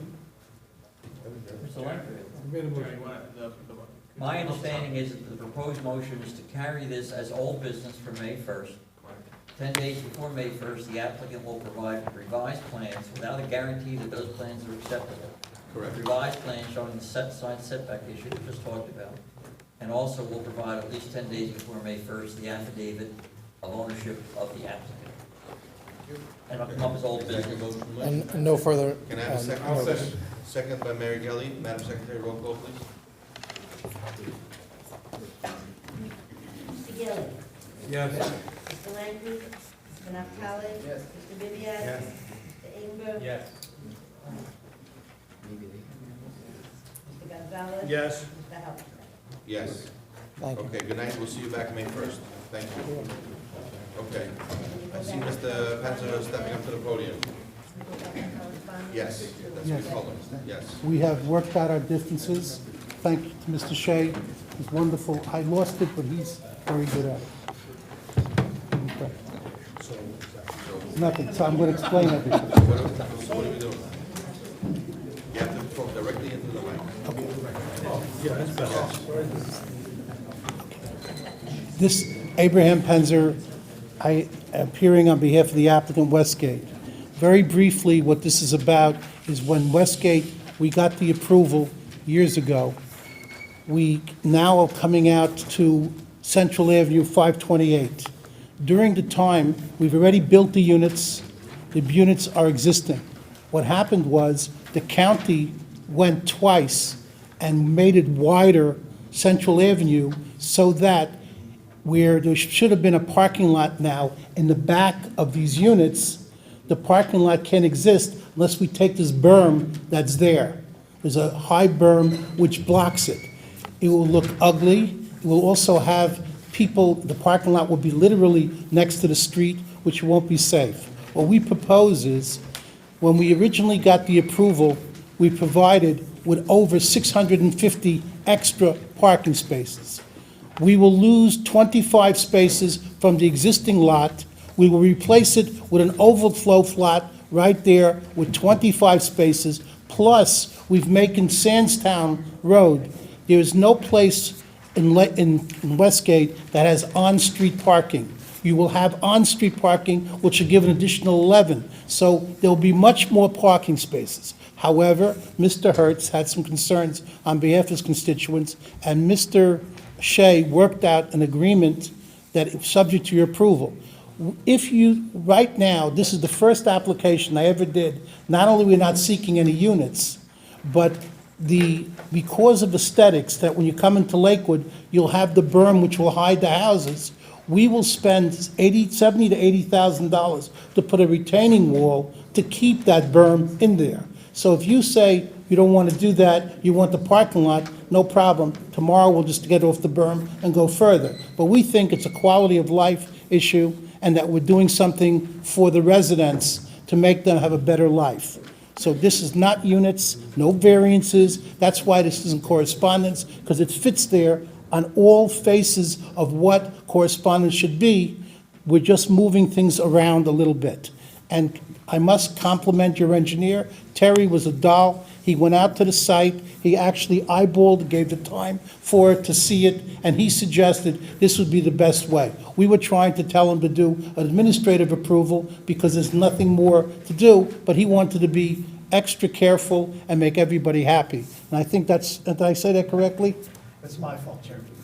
Yes. All right. No good deed goes unpunished. So, let me just back up here a second. Are you okay with what we just discussed on here? Mr. Shea, you represent the adjoining property owner, you're okay with what's being proposed? Yes, subject to a few conditions, Your Honor, which we've discussed with the applicant. Just for the record, Your Honor, Christopher, ladies and gentlemen of the Don't board. tell Jerry that's a surprise, huh? Oh, I always call Jerry, Your Honor. But Christopher R. Shea of R.C. Shea & Associates, appearing on behalf of the interested applicant, property owner, Chaim Hertz. After discussing this matter with the applicant has actually addressed multiple safety concerns, and actually, in our understanding, has actually made the site a lot safer. They've indicated that they will pave roads that they actually privately own and stripe them. They will also, the corners of, I believe, there are 4 lots on the 4 streets intersecting. They have agreed to actually paint those roads after they've been paved in accordance with township regulations, and before they've been turned over to the township, allow township police officers to patrol the roads as if they were township-controlled roads. If we continue, I have no idea what you're referring to because I don't see a map. Oh, and they just took down the map. I really don't know. I really don't see anything. If you can somehow, you need a mic with you, but somehow bring the easel towards the podium. Mr. Shea, you have to give me those. Or, Would it please the board if I held the map? Yes. yes, 100%, that's what I want, yeah. One second, Chair. I have to listen. This is the berm that is. One minute, and Mr. Penzer, let me hear from Mr. Shea. So there are 4 roads. Up higher, go ahead, yeah, go ahead, okay. There's Stan Street and Hillside Boulevard. And what the I have this colored paper here, okay? So Stan Street is the one right in front of the buildings that are in front of the berm? That's great. Sandstown Road. Sandstown Road, okay? Sons. Sons. Now- You'd say. Now, Miss, This is Hillside Road, which passes the shopping center. That's correct, yes. Okay, go ahead. what the applicant has agreed to do and address Mr. Hertz's concerns was, Mr. Hertz was actually concerned about people parking along, I'd say around the corner of these 2 intersecting streets while it's within. Sands and Hillside. Yes, Okay. while it's within the applicant's, let's say, possession, before it's been turned over to the township. Okay, so this, I guess this Sandstown Road is not part of the township road yet? Not yet, it's Okay. from my understanding. Okay, Now, what the applicant has agreed to do is allow Lakewood Township police officers to patrol this area okay. and enforce these streets while it's in their private possession, as if it was a Lakewood Township street, even before it's turned over. And so they can enforce parking violations and any other violation they may see. The applicant has also agreed to address safety concerns, and actually, as we all know with certain ordinances, these types of roads actually have certain types of paint that designates them as no parking areas. The applicant has agreed that on the corner of Sandstown and Hillside. Sandstown Hillside, and also on Pressburg and Sandstown, and I believe there's one other road, which is Kingsfield and Pressburg. Where about is that? That would be the next street over, which Around is, the bend? which is an intersecting street. Around, Yes. around the bend? Yes, yes. Okay. And the same agreement has been in place for each one of these corners to actually increase safety and make sure people know they're not permitted to park on these areas. Question, Jerry? Want me to let him finish? Go ahead. And the last thing, last one of Mr. Hertz's concerns was actually dealing with the parking, the off-site parking, which is not actually addressed on this map, but it was previously approved. We've asked the applicant just to represent on the record approximately how many spots are approved in that area, which they've agreed to do, and they've represented to myself that it's approximately 172 spots. Where? In this off-site parking area, it's actually considered the overflow lot, which actually extends, it's not shown on this map. I just want to see it on this picture. Can you direct me on this picture where it is? Is this the Sanders lot right here in the middle of the buildings? Yes, correct. So there's an overflow lot. These are the two properties we're talking about in the middle of the map here, A13 and 14. This is the berm we're talking about. Right. This is the overflow parking lot. That's the overflow parking lot right in between those buildings? Correct. And you're gonna restripe that, is that what you said? Oh, it's striped now. Strike Yeah, that? absolutely. So you're gonna utilize that overflow lot to cover? The point is, Mr. Chairman, that basically, and why I handed this out, I know it's not the greatest of quality, it's just a Google photograph, but I think it really just tells the story. What we're doing here is we're changing the parking between and behind the two buildings you see closest to you in Westfield. We're going to end up losing 25 parking stalls out of what was originally approved. Now, Westgate has 630 extra parking stalls over the course of the job. So we think this is a better plan because what you see, the trees and the berm in the front of this picture, screening the job from 528, the question is whether or not we get to keep those. So that's what we're talking about. We can build this parking lot, but all that's got to come down then. So you're putting in, those 25 spots are gonna utilize this overflow lot? Correct. Now, I have a very technical question for you. In this overflow lot, how many extra spaces do you have which are supposed to accommodate all these 1, 2, 3, 4, 5, 6 buildings? Like I said, when we got the original approval for Westgate, there's 630 extra parking stalls within our parking calculations that do not include on-street parking. We never counted any of the on-street parking in Westgate. Even though it's allowed, we never counted. So the job is substantially over par. So we're not gonna use on-street parking on Soundstown Road now, are we? As far as I know. That's not part of your agreement? No. No, okay. But it's available now because we made it one way.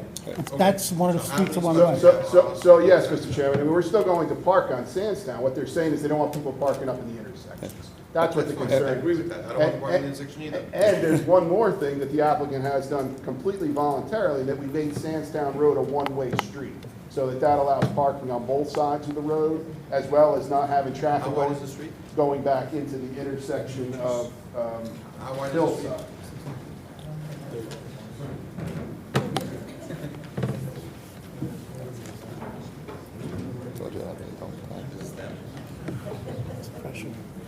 I don't recall off the top of my head, Mr. Chairman, it's at least 30 feet wide. And Mr. Chairman, just the last portion of this agreement is that the overflow lot has not been paved yet. However, when it is paved, it will be striped in accordance with the site The plan. lot is paved and striped already. You told me that. It is paved. It is paved. Oh, I just heard that it's paved.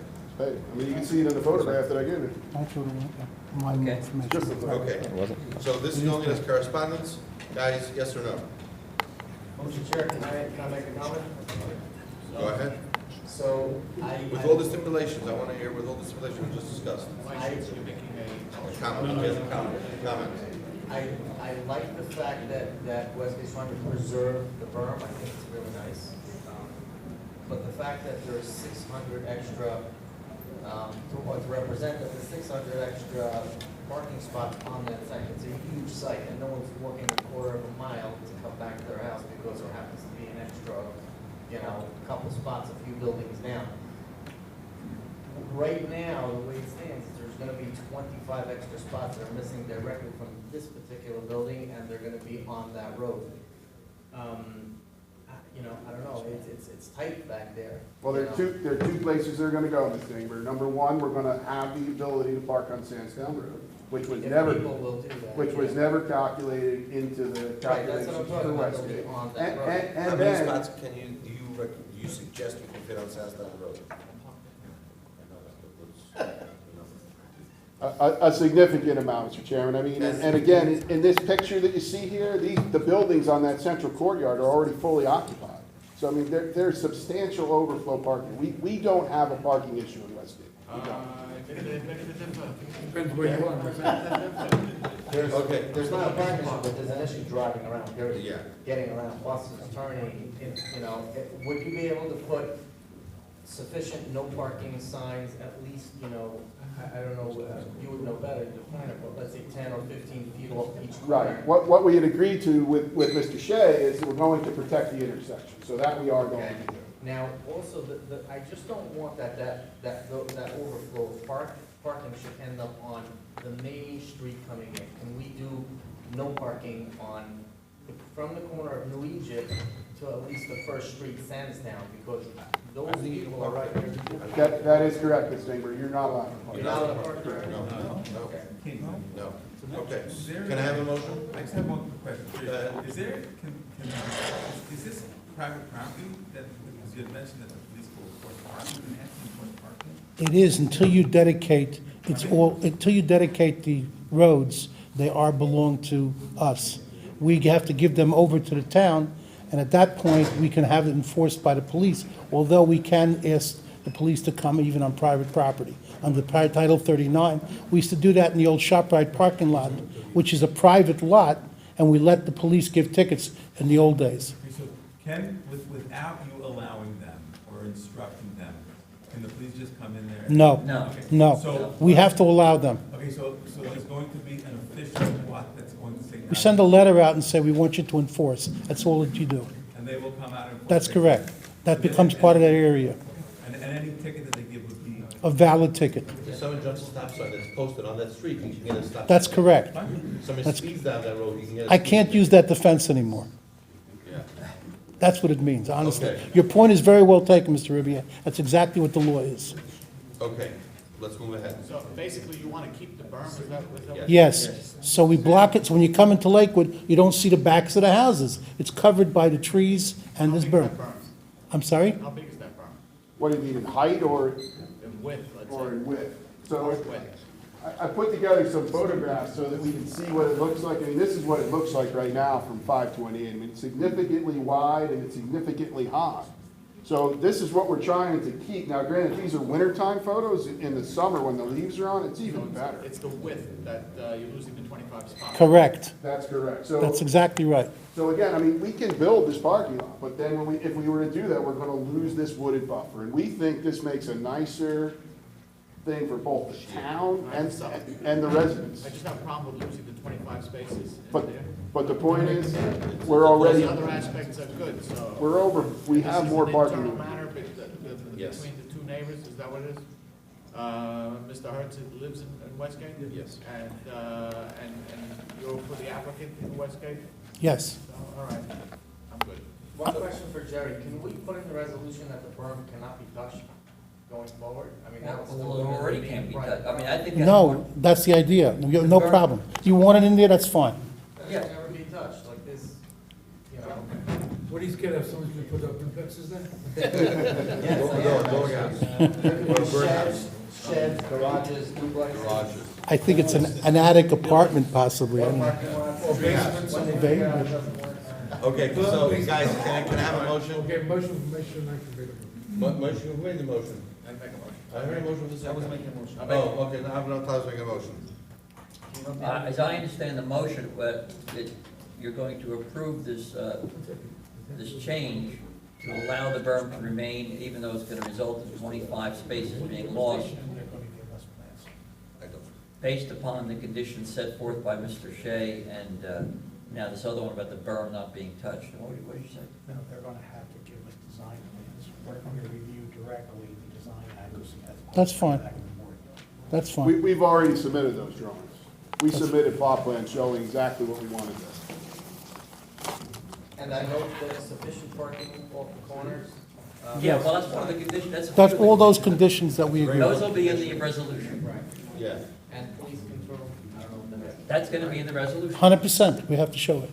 Okay, I'll second the motion. Okay, so I have a motion from Madam Naftali, I have a second from, Ms. Langley. Naftali and Lincoln. Yes, Madam Secretary, roll call, please. Mr. Gilli. Yes. Mr. Langley. Yes. Mr. Naftali. Yes. Mr. Ribbiat. Yes. Mr.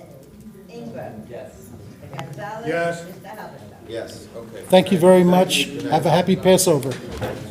Amen. We're gonna take a 10-minute break, we're gonna come back, we're gonna go mark properties for appeal number 4004. Ladies and gentlemen of the board, thank you for your time. Are you Ray's son? No, I'm Bob's son. Oh, Bob, all right. Yep, close enough though. People get confused No, all he's the not time. related to Ray, he's related to Bob.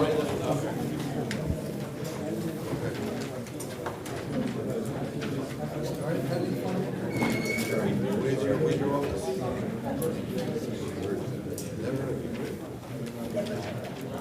Okay. So welcome to Lakewood. What kind of work do you guys do? Is that right?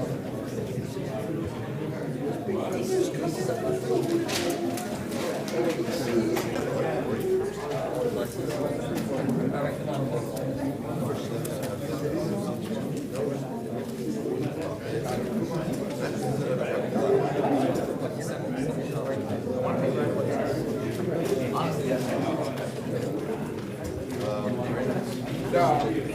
So you have you're part of a partnership or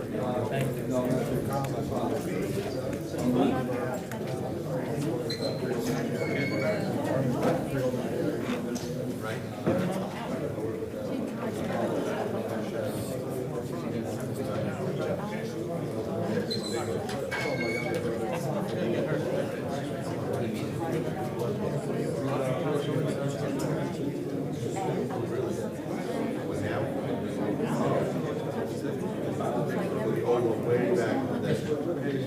Yeah, that's what I mean. Yeah. Well, you know what? So I'm Yeah, really?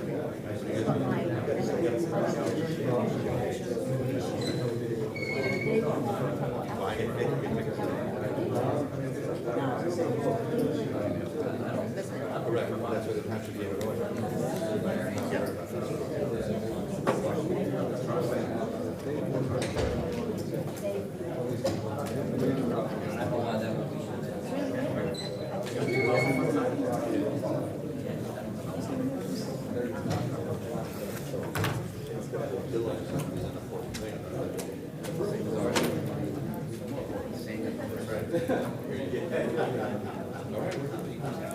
Whatever your chance is throw it in first.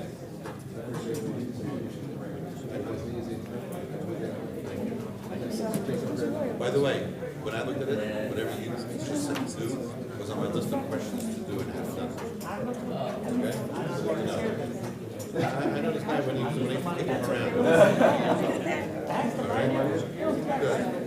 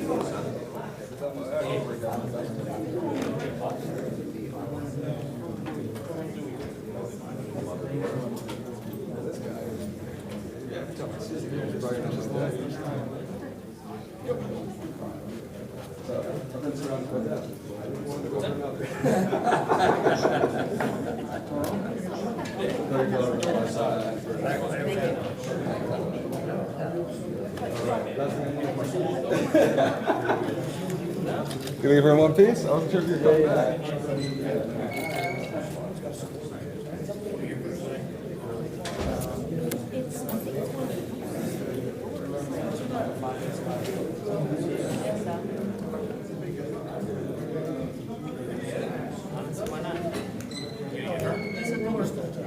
want to find out.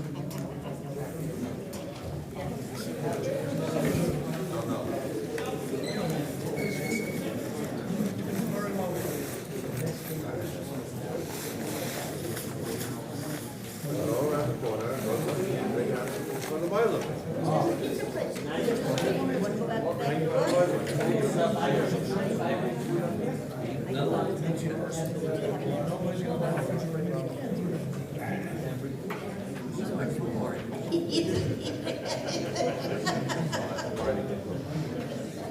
I can't afford one, at least I can.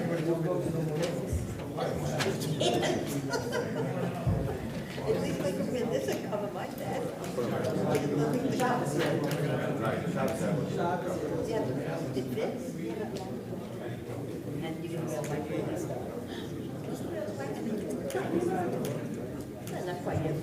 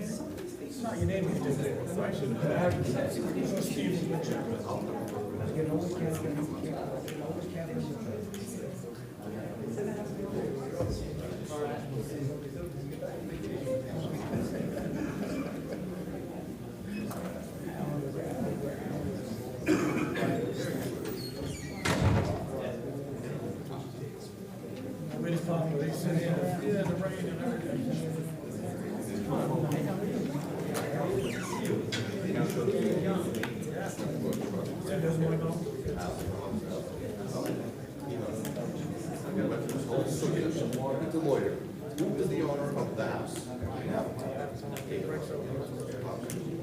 Who is the owner of the house? Sorry. Anyone, trust me, anything of the house.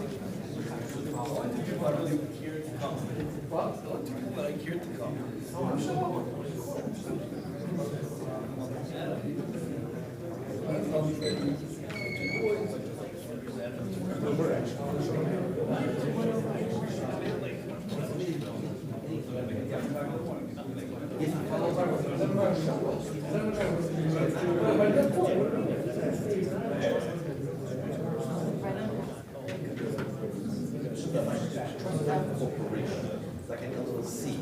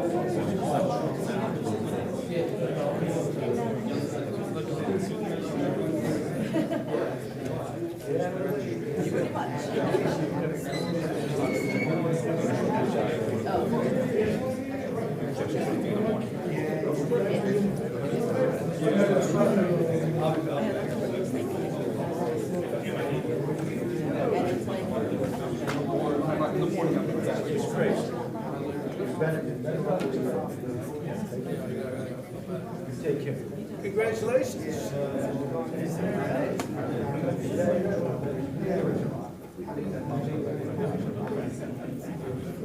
I know.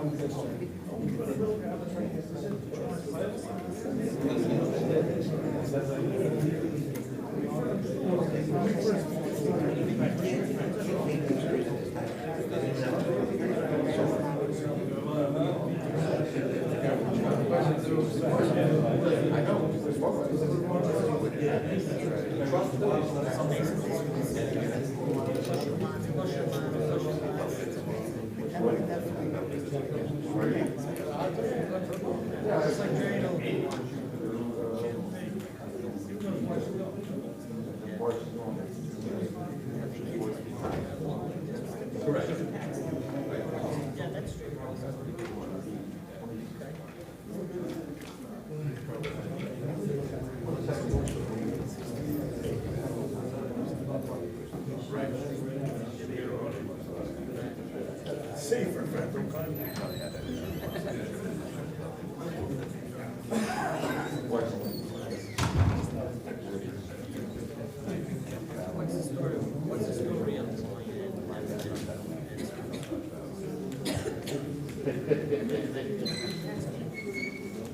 Your son wouldn't be traveling if that's the, no, because. So you having fun, Jimmy? Huh? Yeah. Every month. Every month.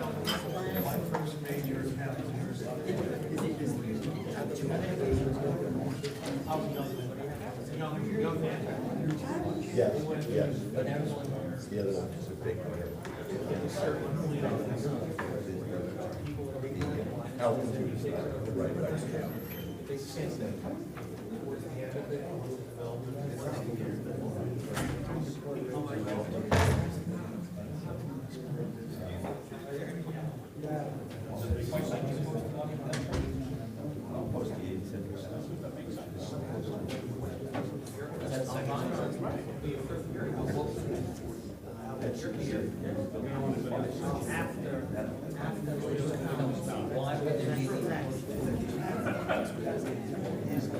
Believe it or not, not just like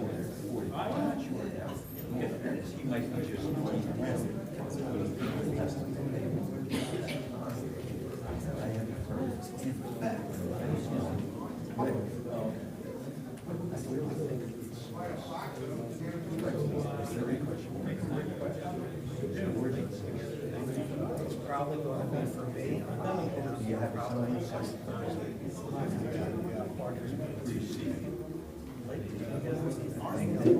Actually, I'm probably going to be next Thursday because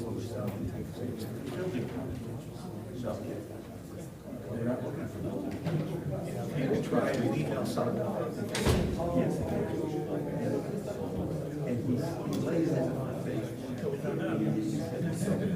This was not too close.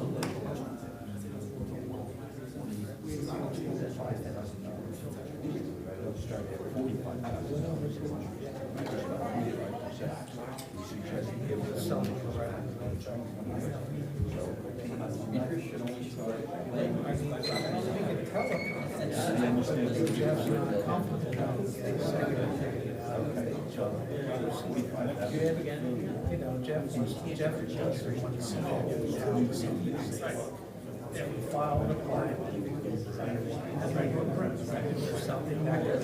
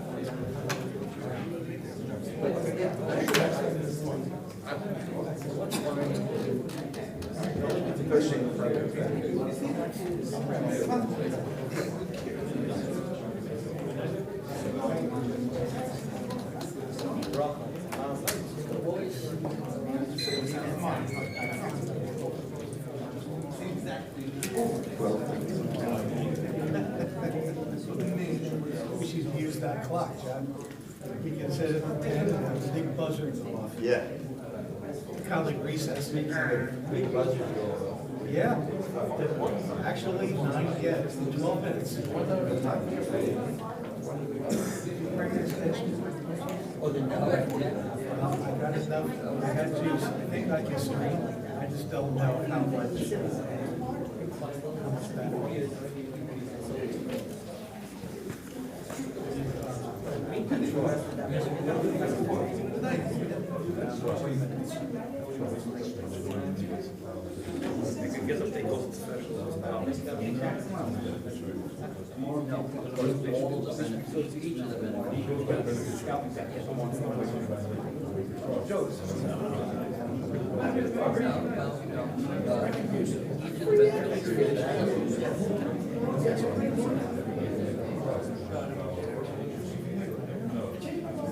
Yeah, but they should name the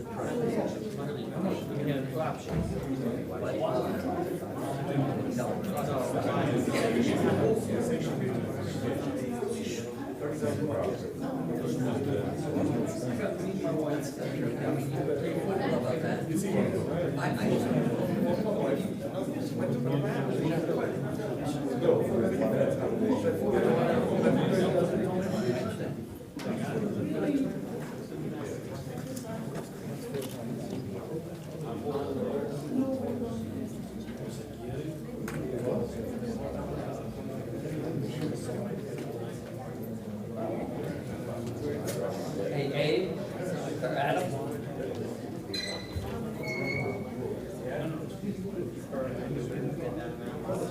Would you, when you make this changes, thank you, can you name, can you tell us the name of the trustee of the trust? Well, it might be. I know. Doesn't matter.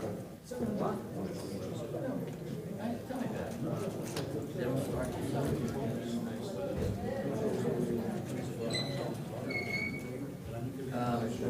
is that an issue? It's an issue. I understand. Yeah? Someone wants to leave. He went, he did that. When I'm back?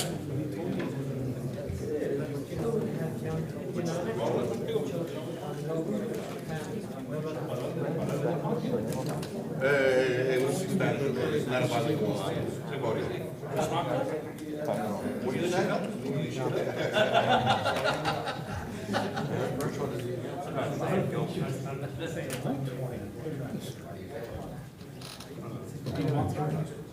We ready, Chairman?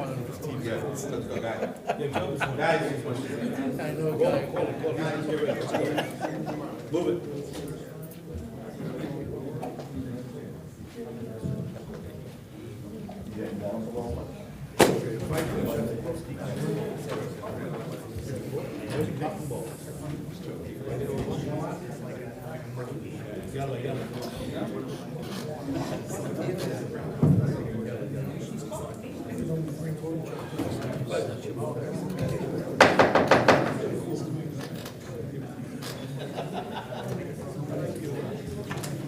All right, let's continue, let's proceed.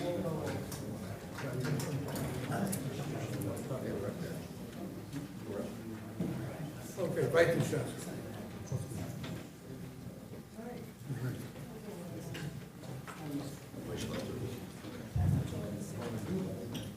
Okay, just for the record, I see Mike Langkry is left for the evening, and I'll be sitting Morty Gross in lieu of Mike Langkry.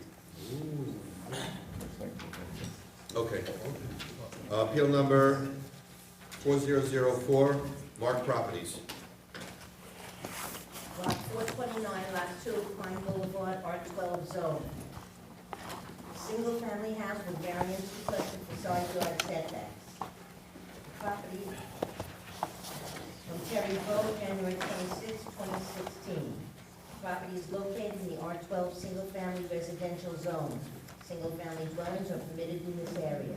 The existing property is non-conforming with respect to minimum lot area, 7,500 square feet existing, 12,000 required. A minimum lot width, 50 feet existing, 90 feet required. The applicant is requesting bulk variance relief for aggregate side yard setback, 10/20 feet proposed, 10/25 feet required.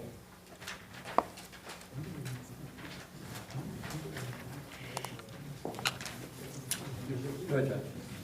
Mr. Chairman, I haven't been recognized. Just give me 1 minute, I'm trying to find it. Sure. here, okay? From last month. I know. Yeah. No, I need to make my car smaller. Well, it's gonna go back to my car. You have to do this all up by Monday anyway. Yeah, but not, it's just, you have it? Okay, go ahead. Mr. Chairman, John Doyle on behalf of the applicant. The board will remember, hopefully, back in January, that we were before you.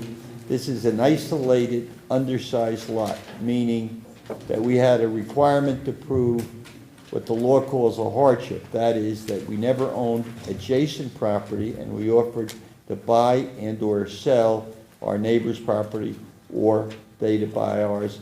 That didn't go anywhere. We put all of those proofs in, so we've proven the undue hardship. Now the question was whether the house is appropriate for the lot that is admittedly undersized, but nothing can change that. The board raised some issues about the proximity of the house. The side setbacks were 7 feet. So listening to the board, we've come in with a differently configured footprint, which we think is more appropriate and consistent with the board's concerns. With that, I'll ask Mr. Flannery to be sworn. Mr. Flannery, you raise your right hand, you swear or affirm to tell the whole truth, so help you God? I do. Brian Flannery, Jackson, New Jersey, licensed professional engineer, professional planner. As Mr. Doyle indicates, this application was heard last month. I have 3 renderings. A1 is the map that was submitted that showed where we were requesting 7-foot side yard setbacks.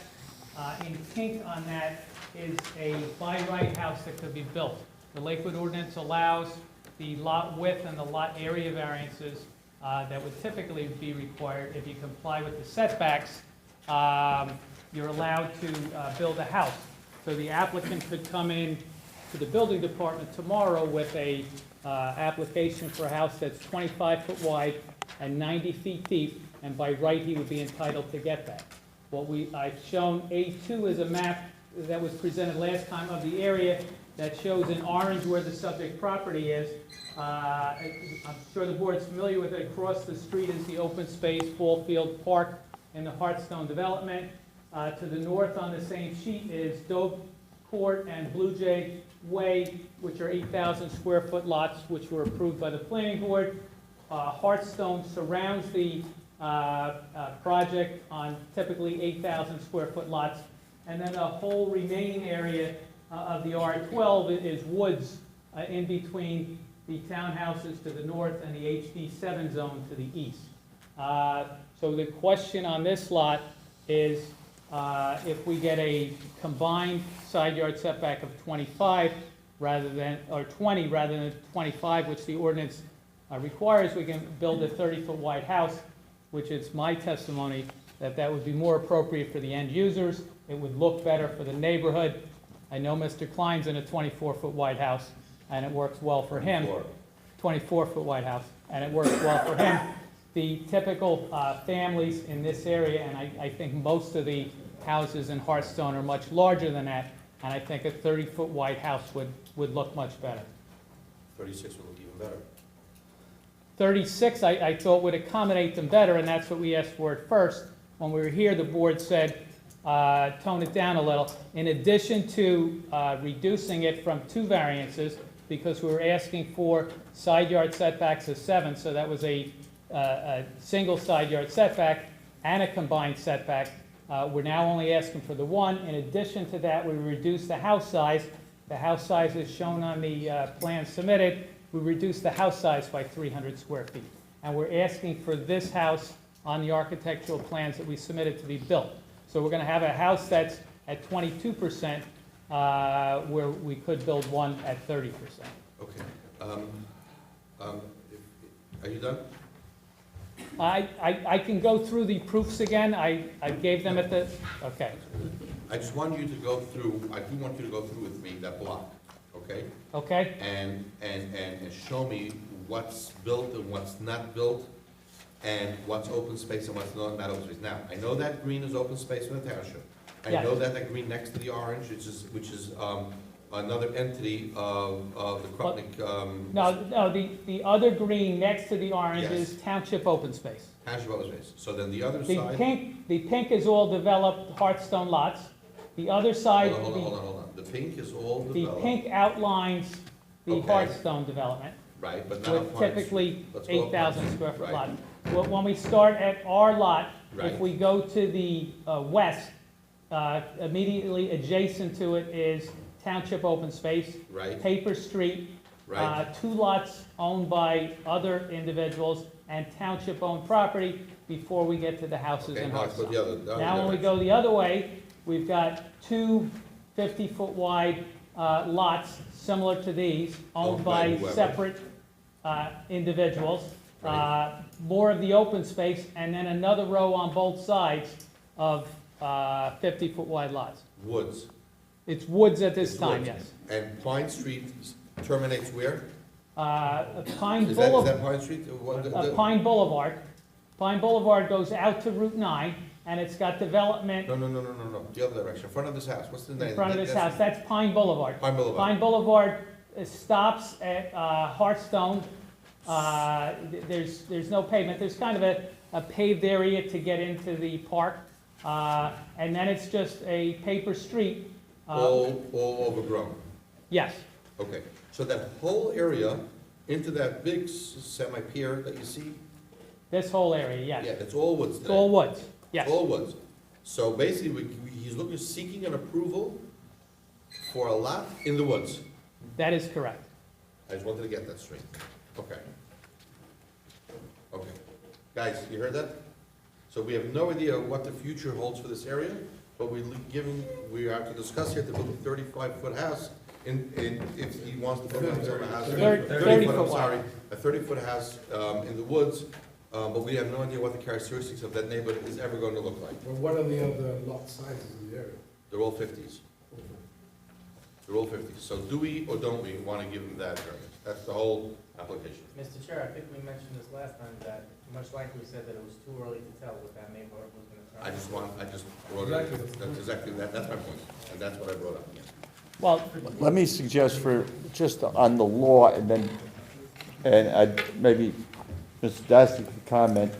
What we have to prove is that it would not do substantial detriment to the public good. Public good is, as a matter of law, means the neighborhood, the area. This applicant comes to this board at this time to be judged whether it does substantial detriment to the neighborhood at this time. You can't ask an applicant, well, wait a minute, maybe in 2020 or 2025. We have to judge it then. We don't know what the facts are then. The reason why you come in for a variance on an undersized lot is because it's a hardship. What is a hardship? You pay taxes. You're required. Whether it's big taxes or little taxes, it's taxes. The only way to obviate that hardship is to develop the property. So, to say that we should keep paying taxes and at some undefined date in the future, because nobody else decided to build, you'll have to wait too, Mr. Property Owner. That, I think, is legally inappropriate. I'll disagree with that. He can build himself a house, what's permissible by zone code, and alleviate his burden, his issue. What He- size would that be? Whatever is permissible by zone code. 25 feet wide by 25 foot wide 90 house. feet deep. And what the board is supposed to look at, because this is a matter of, a C2 variance is do the benefits outweigh the detriments? The benefits of having the wider house are to everybody, in my opinion. The future owners have a wider house. The neighbors in the area all have wider houses. The 25-foot wide house is going to stand out like a sore thumb. My concern is there are no neighbors. It's all Well- in the woods. Well, Yes, there are houses around in the well, neighborhood. there are houses on Doveport, Blue Jay Way, and Hearthstone. And those are 8,000 square foot houses that are not 25 foot wide. They're not duplexes, they're not townhouses.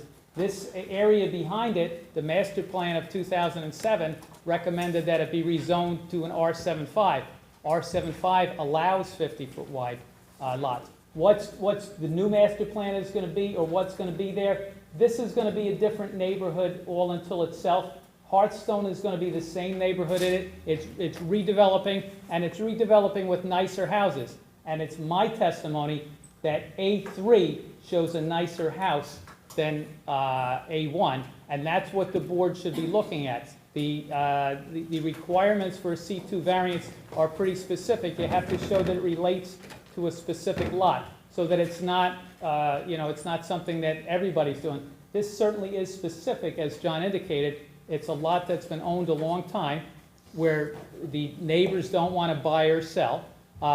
Then you have to look at the impact, the positive and negative criteria on the neighborhoods and the general public. And in my opinion, when you look at the impact on the neighborhood and the general public, what's being asked for in A3 is superior to what could be built by right in A1. And I think that's really the determination the board should make. And I think the board can make that determination by input from the neighbors that got notice. And they're the ones that... Ryan, you make me laugh.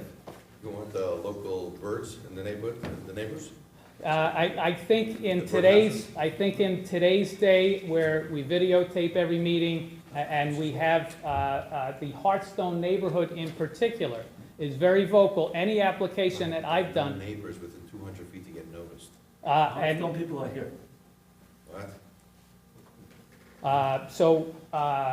The Hearthstone neighborhood it certainly is very vocal. They come out to applications on a regular basis with all the publicity we have in Lakewood. You don't have to get a notice for the people in Hearthstone to know that there's an application on. This application has been on twice, and it really, for the board to just say, we don't want to grant a variance because we don't want to grant a variance, so 25-foot wide is better than 30 feet. The side setbacks of 10 and 10, that's all that's required anyway. It's the aggregate that we're asking for a variance. How is 10 and 10 equal 25?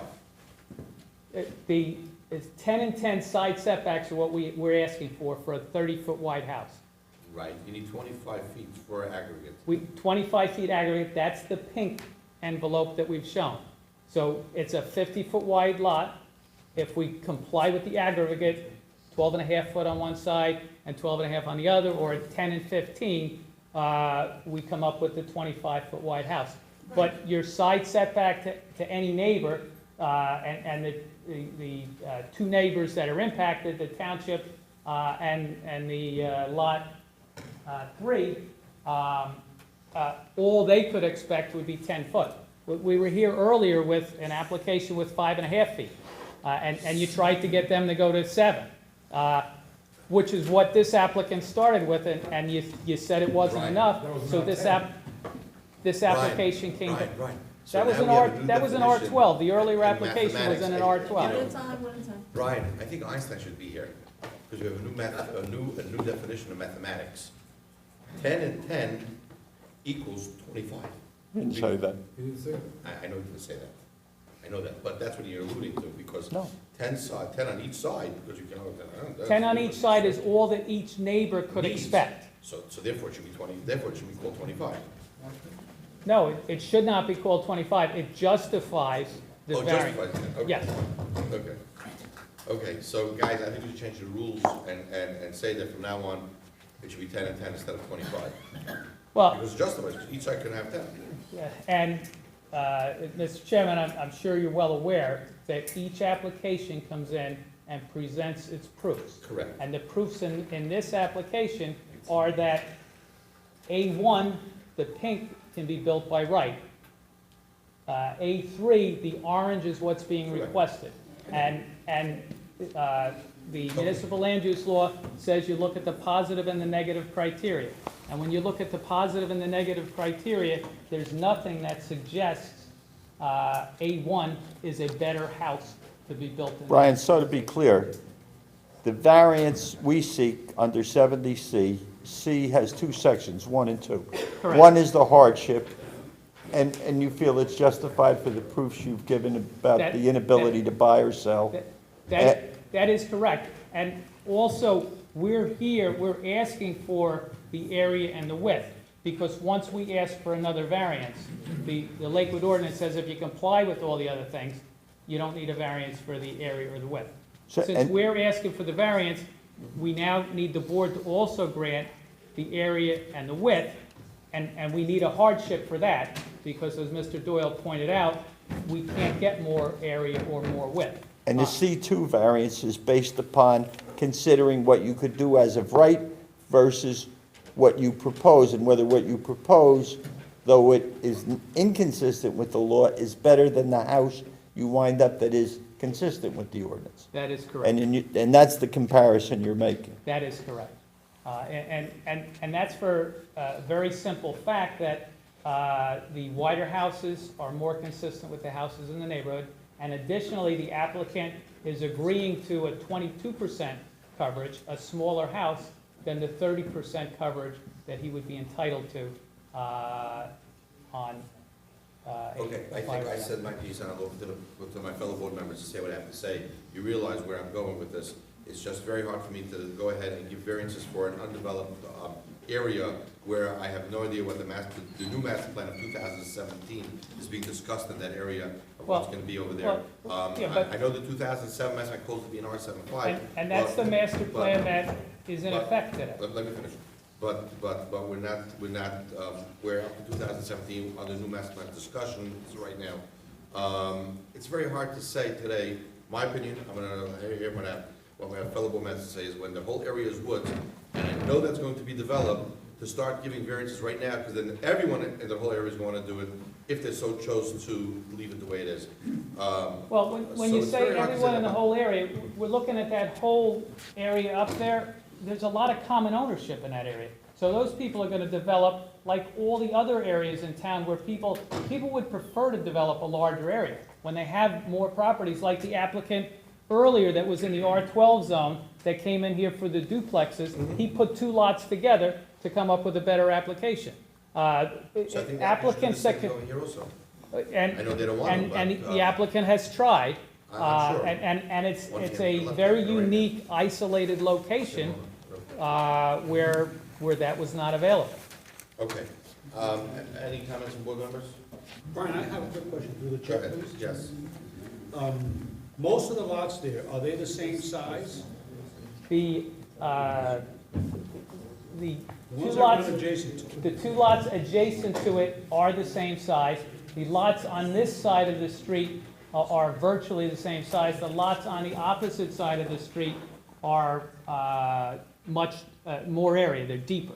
Again, 50 feet wide. And then this whole area has a lot of strange lots, but as I've indicated, in this whole bigger area, there's a lot of common ownership. And I would expect somebody's going to put some of that common ownership together, and when the new master plan comes out and it's finally rezoned, because nobody wants to come to the zoning board and ask for variances based on the master plan, when it's finally rezoned, somebody would come in and develop that area in some kind of a manner which would make sense for both the developer and the local resident. So would you say that though that's a R12 zone, that the majority or most of the lots there are R75? Yes, absolutely. And that's why the master plan of 2007 recommended that, because we have 8,000 square foot lots to the north, 8,000 square foot lots in Hartstone, And there are some bigger lots in Hearthstone, but then in the same zone, we have the townhouses above that and we have High Point. That's all in the R12 zone also. Okay, anyone else? Go ahead. Basically, just let me understand, remember, the lots around this one, for the most part, are all 50-foot wide. Is that pretty much what it is? Yes. So then, basically, what you're asking for is that this is going to be, you know, a trial balloon, so to speak, that you're gonna put up a house which is gonna be 30 feet wide. Or 25 feet wide. Well, okay. And what's going to happen is it's going to follow without a doubt that every other lot is gonna have exactly the same footprint. So if we should, you know, approve this tonight, basically, what we're looking at is, in the future, every single lot is gonna be the same exact thing. And if you don't approve it, every single lot is gonna be the same thing, and they're gonna be 25, Exactly. which is not advantageous for the owners or for the neighbors. For the Well, it town. may encourage neighbors to get together and redesign that properly, like you mentioned before, that there's a And, lot of common and, ownership. and in the larger areas where they have the common ownership, they have that motivation anyway, because even the 30-foot wide lot isn't, the Hearthstone area is developing into a very nice prestigious area, and people want wider than 30-foot wide houses. And that motivation. The Hearthstone area doesn't have basements, so I proposed a basement here, none of the homes there have basements. Well, none of the homes that were originally constructed, as the homes are True single family. as originally constructed, and the Hearthstone neighborhood is changing. There are houses that are being rebuilt, and I would expect that as they get rebuilt, you're going to see more of the typical Lakewood type houses that do have the basements. I would have an issue with putting on 20 less feet, a two-family. I mean, the average lot size in Hearthstone is 50 feet wide. So we're, in essence, it's really more dense than what was originally built here in Hearthstone. But you can have that same thing in a 25-foot wide house. Is this a sewer or septic? This would be extending the sewer, and that's at the last meeting, I did indicate in the master plan, that's one of the indications that the master plan said the board should look as a benefit that you're extending sewer. Well, if we're extending sewer, then everybody else is gonna expect the approval that this lot will get based on the expense of having to continue to pull that sewer and the utilities. Well, No one's gonna wanna, but- put two lots together based on, and have that expense of pulling them, Well, if you put lots together so they're larger, you can build on septic. Lots of this size, whether they're 25-foot wide or 30-foot wide, have to be on And a the public road sewer. will stop at this house? I'm assuming the Yes. applicant would intend to dig into the building. Yes. So do you think that the addition of public improvements, roadway and sewerage, argues in favor of the application by providing those kinds of public facilities? Yes, Brian, and the master I'm sorry, plan says. John, you need to speak to the mic, please. I'm sorry. Thank you. So given that last colloquy, would you believe that the improvements that this applicant would do at its expense rather than ultimately looking down the road, as the chairman has suggested, at the future, when the public might have to pay for it, would be the better way of proceeding? Yes. But if you built Exhibit A1, would you have to extend the road and the sewer as well? Yes. So that's... And he's prepared to do that? Right, so the benefit of A3 doesn't extend the sewer, that's there either way. I have another question I want to ask you. Who owns the adjacent lot to the northeast? Lots 5, 6, 7, 8, and 9.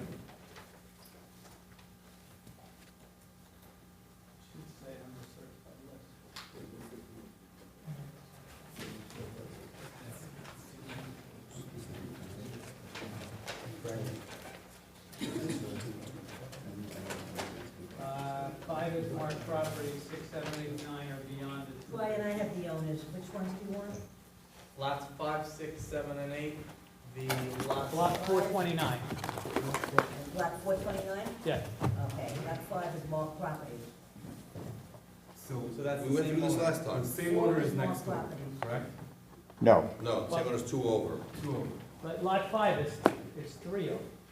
3 over. I remember that we went through this last time. Yes.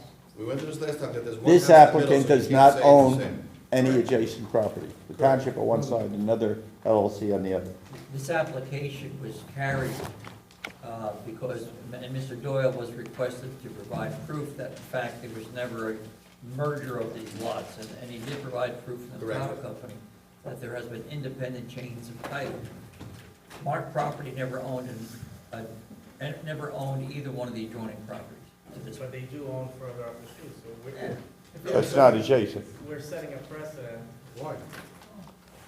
Or would this get a, should this stay? Yeah, he's gonna come back next time and for the other one too. Yeah. Well, No. no, No. hold on a second. No. The difference, Mr. Engler, is that Mark owns, I think, 2 lots together further up the street. Mark owns 4 and 5, which have 100-foot frontage, not 50-foot frontage. So it wouldn't be the same situation. Is that right? 4 and 5 are next to each other, right? No, they're not. Oh, well. Okay. 4 and 5 not to be exact. Because there's another lot in between. The township squeezes in there with the, and has frontage. Right, we discussed it last time. Yeah. Yeah. Okay. Any other comments from board members? No. Seeing none, we'll open to the public. Anyone in the public want to be heard on appeal number 4005? It's 4004, Mark Properties. Please go forward. Mr. Klein, raise your right hand. Do you affirm until the whole piece will be done? I affirm, I'm sitting over here in the back, and I'm shocked beyond shock.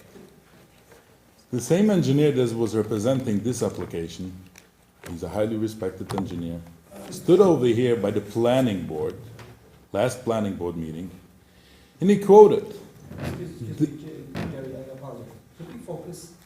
Yeah, let's go down. I am focusing, and if you don't like what I'm saying, you could walk out. But the same, in Clare Drive, there was an application with the same identical problem.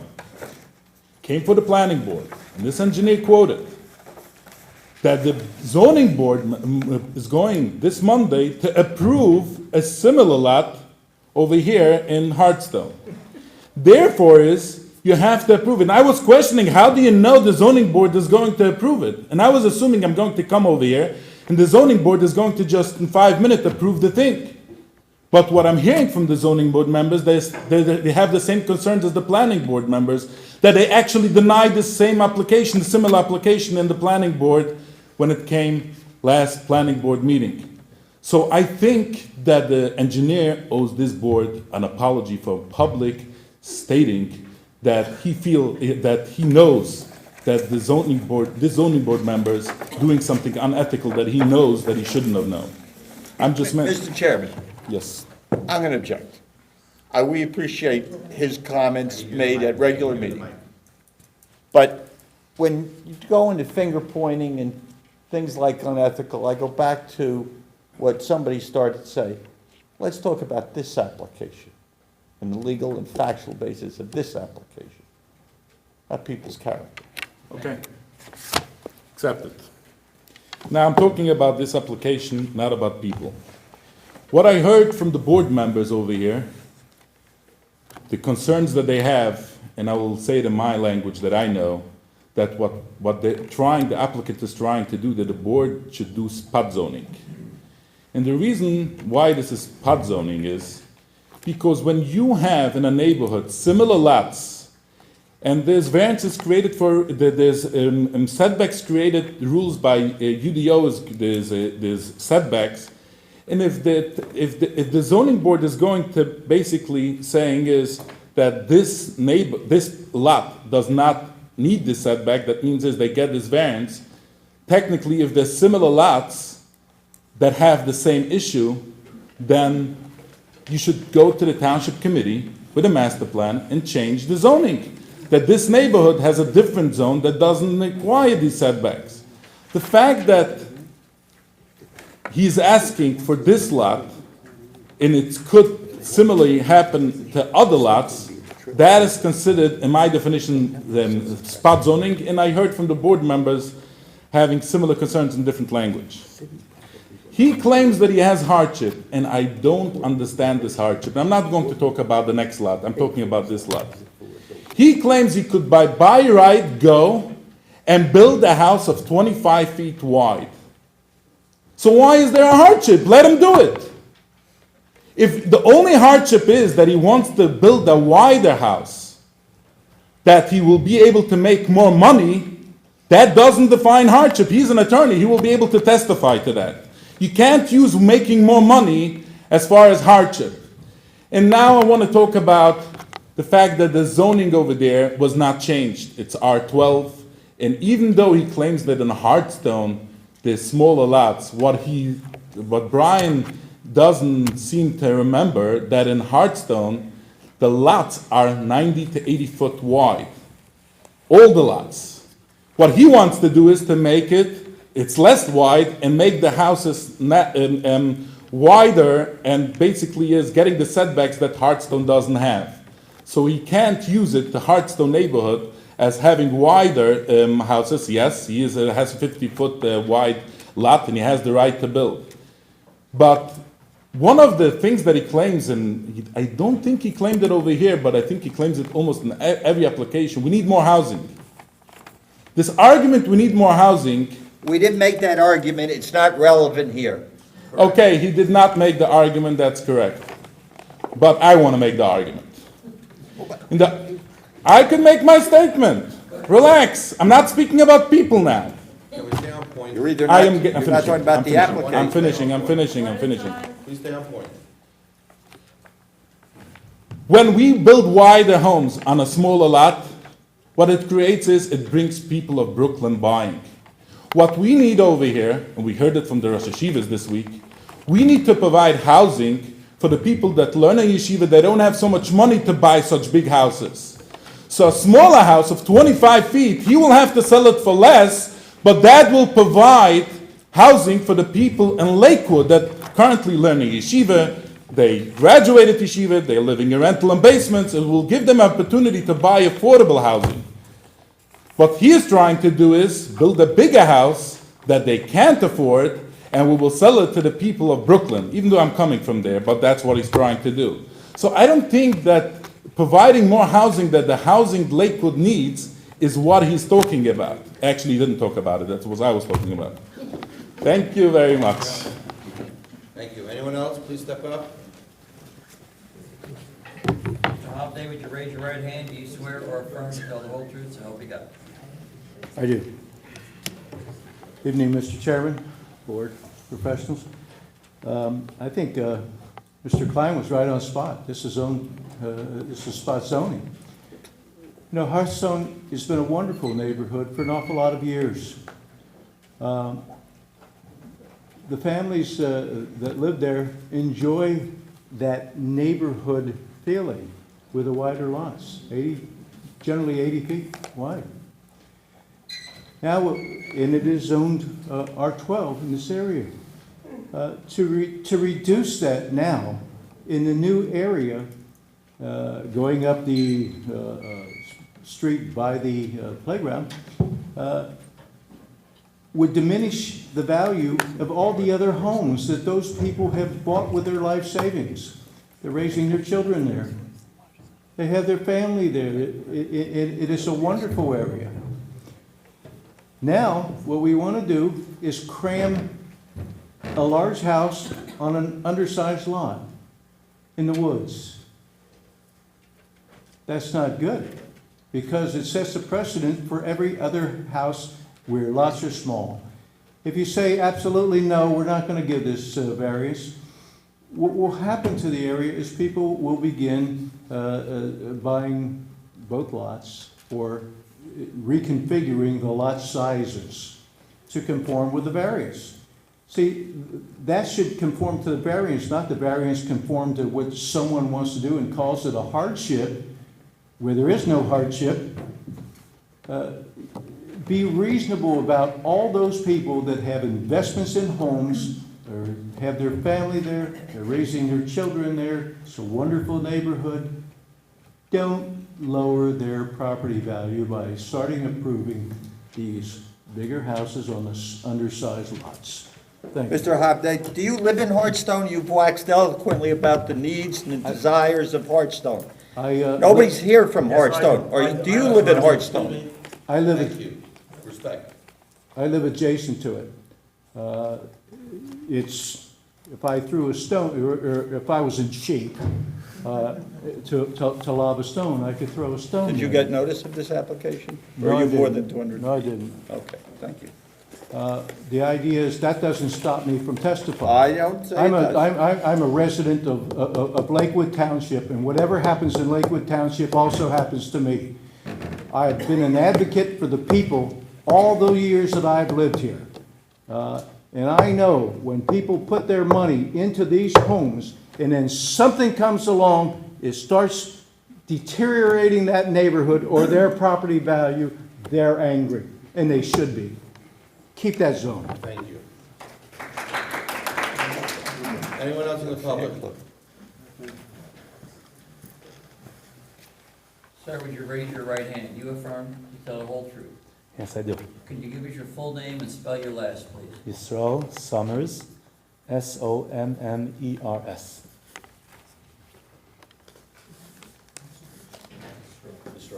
name, Yisrael, Mr. Summers? Yisrael, Yisroel.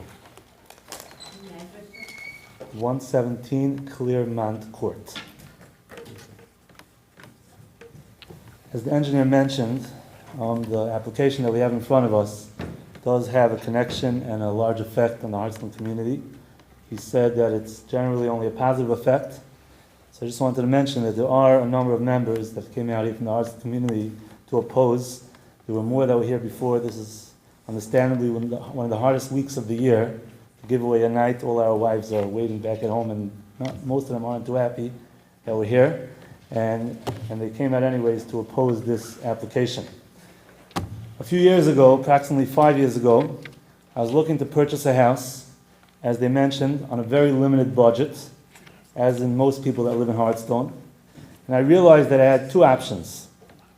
Either I could purchase a townhouse in a crowded development, or the other option was an older, significantly smaller private house in an older neighborhood such as Hardstone. I chose to raise my family the old-fashioned way, to live with some privacy, to enjoy the open space, the grass, the trees. My kids thank me for that. I think I speak for most of the residents of our neighborhood. Like I said, they're here tonight. They came by the last meeting. They were here for about 4 hours. It didn't end up being heard at that time. We are asking that no zoning variances be granted that will take away from the unique character of our neighborhood, which is the small houses, and the privacy and the open space between the houses. Again, we are requesting, please do not grant any variances that will increase the size of the houses, increase the price of the houses, and reduce the open space that we all moved here for. Again, we thank all of you for your dedication to our community. Anyone else? Sir, would you raise your right hand? Do you affirm to tell the whole truth, so help you God? Yes. Would you give us your full name and spell your last? David Teichman, T.S. Tom, E-I-C-H-M-A-N. E-I-C-H-M-A-N? David? Yes. 879 Hartstone Drive. As the most, I guess you would call affected neighbor of this new property, being on the corner of the Lakewood Pine Boulevard, or Pine Boulevard, whatever it's called. My opinion is that when like the previous guy said, when I came to move to the neighborhood, I was looking for a place that was open area with like my neighbors. I like them far apart. And we would like to continue with that. And the engineer keeps on saying how it conforms, the wider house conforms to the neighborhood. What he doesn't look at, he's not looking at the sidebacks, how each property is far apart. He's just looking at the wider house, being each lot is a wider property, so you can build a wider house. Each house is between 1,200 to 1,700 square foot. I'm sure even with this 25-foot wide house, it'll be pretty much close to double to that with the basement. And so we like to keep that uniqueness by us.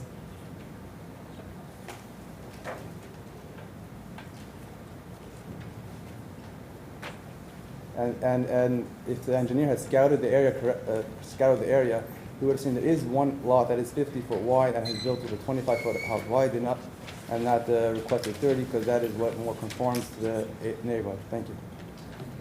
Thank you. Anyone else? Please step up.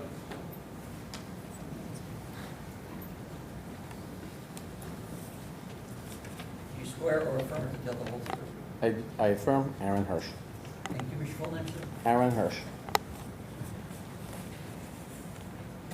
Hirsch? Correct. I just wanted to confirm on this application, it's owned by Mark Excuse me, where do you live? I'm sorry, I live in Chestnut, Your address, please. 146 Mountain View. 146? Mountain View. Mountain View? Mountain View. Got that? Certainly, Mayor. Okay, on this application, there's a affidavit of ownership, I assume, correct? For Mark Properties, I'm not disputing it, I'm just wondering who signed that application? Who's officially the ownership of that property? Mark Properties LLC is the owner. Please note that the statute applies to, in terms of disclosure, subdivisions of 6 or more lots, commercial properties, or multiple family applications of 25 units, none of which we are. I'm just asking Excuse me 1 second. Well, that's very interesting. What you just quote? I quoted you, NJSA 4055D-48.1, And what is as that? to the 10% regulation and what it affects. That amendment to the municipal land use law, which as a member of the legislature I sponsored, was meant to disclose on larger applications who was a part of the corporation. You have to include that those persons who own 10% or more for subdivisions of 6 units or more. So, 6 lots. 6 lots more. Off the topic for a moment. So what I'm hearing now is that the previous application didn't really have to give that They percent. had 8 units. Oh, we had 8. You're right. And the UDO says 2. You got it. You got it. You had 8. I'm sorry. Okay. The UDO says 2 or not is irrelevant. They can't vary from state 6 law. or more. 6 or more. I'm sorry. You're right. I stand corrected. I was thinking of the 4, not of the 8. Yeah. Go ahead. I'm just looking, I happen to have seen an affidavit, the person that applied over here, it says, I believe, I see a name of Alan Krupnick, What are you looking at? for Mark Properties LLC. Oh, It should be on the, actually, no, I found it somewhere. It's actually who owns this. So apparently next door also happens to be owned by Krupnick family. So Yes, it's funny, they're asking for a We hardship. went through this whole thing in No, but Mark Properties is owned by who? Mark Property They are, LLC. the 2 lots next to each other are owned by different entities. I understand different entities, they said they have needed a hardship because they couldn't buy it from themselves. It's owned by 2 different entities. The lots don't merge together. They stay separate, and they are separate. And each one is its own hardship. But aren't they supposed to go to the other property to purchase it if there's a problem, We went through this before? during the last application. They did, and there is no buy and sell available. No one wants to sell, no one wants to buy. Even though it's a different corporation, but it's kind of the same We people? went through this. Okay, thank you. Yes. All right. Thank you. Anyone else in the public? Please step up.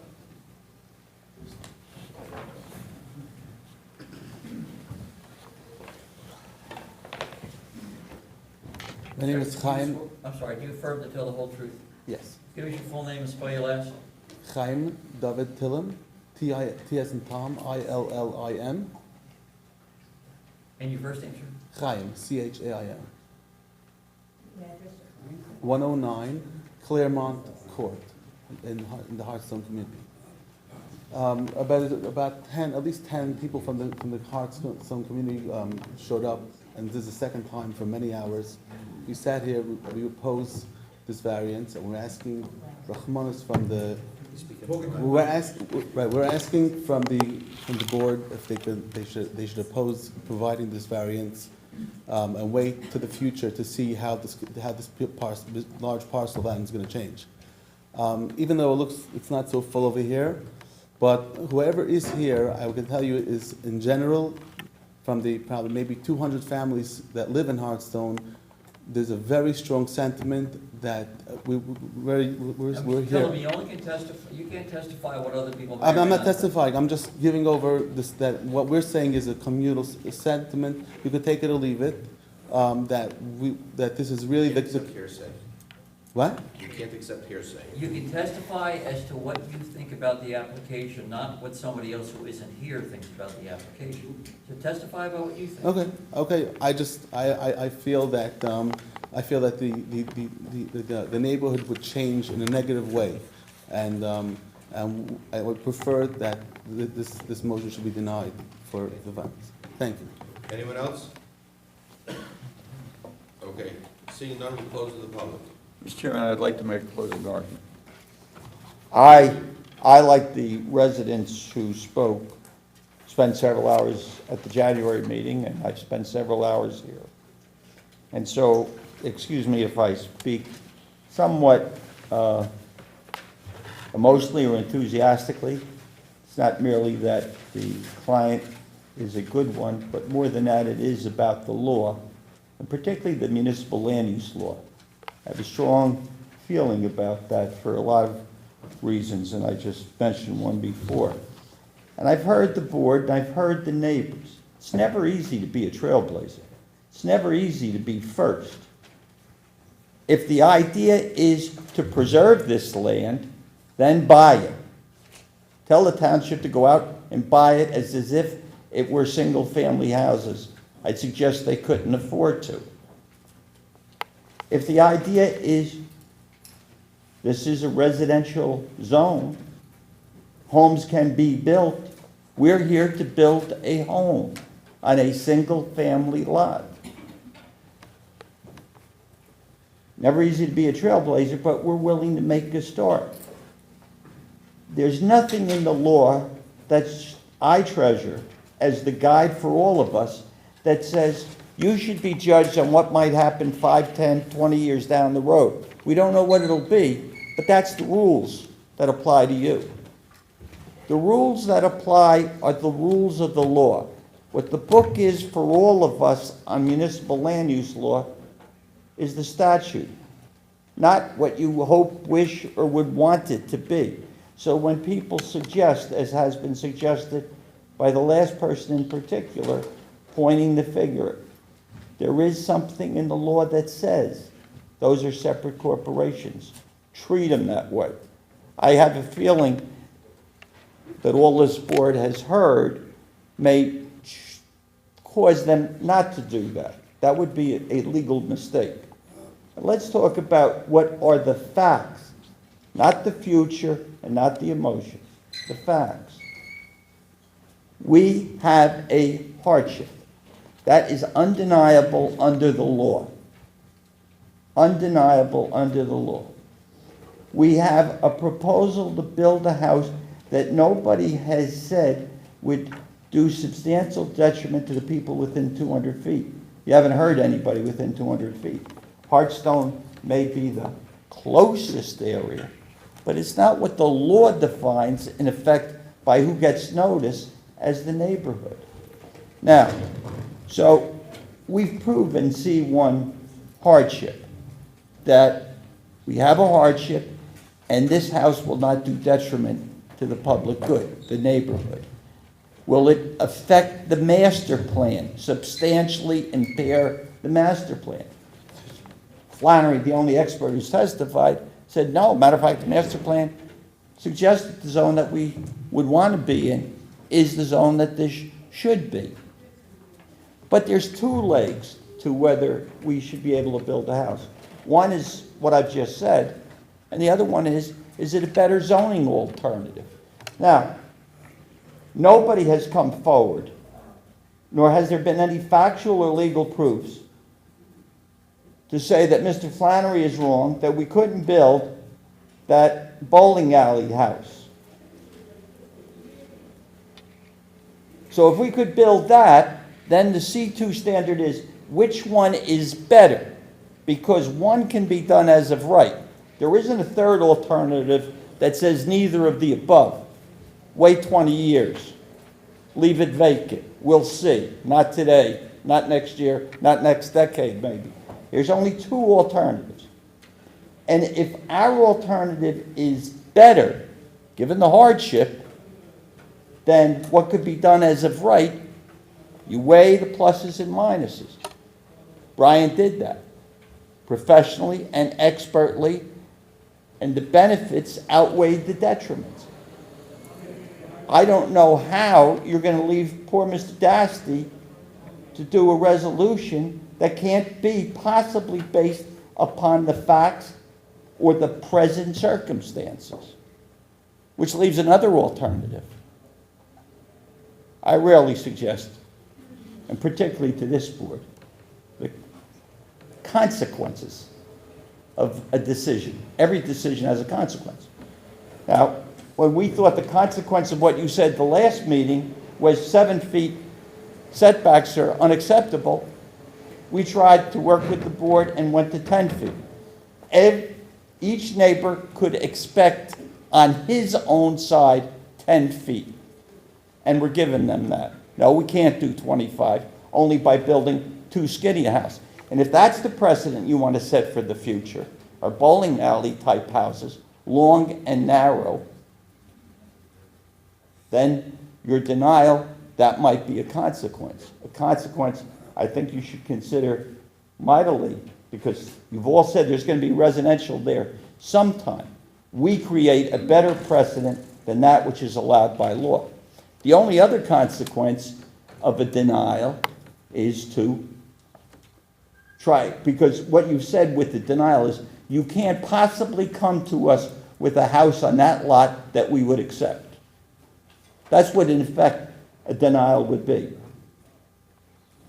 So the only other alternative to a taxpayer faced with a hardship, trying to work with the board, build the best house possible, given the limitations of the property, is to walk away or to litigate. I will tell you what happens in litigation when an undersized lot that proves its case is denied and the court reverses. It comes back to the board. And the board can deny it again, and then it goes back to the court, and the court says, okay. Then the town has to buy it as if that lot were a buildable lot. You tell me what a buildable lot in Lakewood is worth today for a single-family home. And know that you're taxing the rest of the taxpayers in this township to pay for that lot. Because even though we worked with the board and people talked about, oh, this house is, the wrong size. We could build a larger house by 8% coverage more. We've reduced the size of the house from what we can do, expanded the house so that it's wider and more appropriate. In short, there's nothing more than we can do, and it's not fair for us to have done that, managed to improve the house, listen to you, follow the law. So I would like to think you will follow the law and do the only decision the law allows to be done properly, and that's to approve it. Thank you. Mr. Chairman. Yes, Mayor. Just a quick question for you. You mentioned a couple of times about the hardship, and I'm not sure if I'm understanding it correctly, and I apologize if I'm not getting it. What exactly is the hardship? It's a 25 wide house instead of a 30 wide house? Now, there's two separate parts of the variance, and it comes to be called a hardship variance. It's a C variance. There's A, B, C, and D. And C is divided into two sections, 1 and 2. 1 does, because of the lot's particular circumstance, creates a hardship. Now, the case law has defined what a hardship is. A hardship is when a property owner pays taxes on a lot which has no basis to be improved, because then you're in effect condemning that property. Understood, but he could build a 25-foot wide house. That's true. That's where the C2 variance comes in. Is building a 35-foot house for the town, not the profit of the builder, but for the town, a better alternative, a 30-foot house, wide house, a better alternative than a 25-foot house?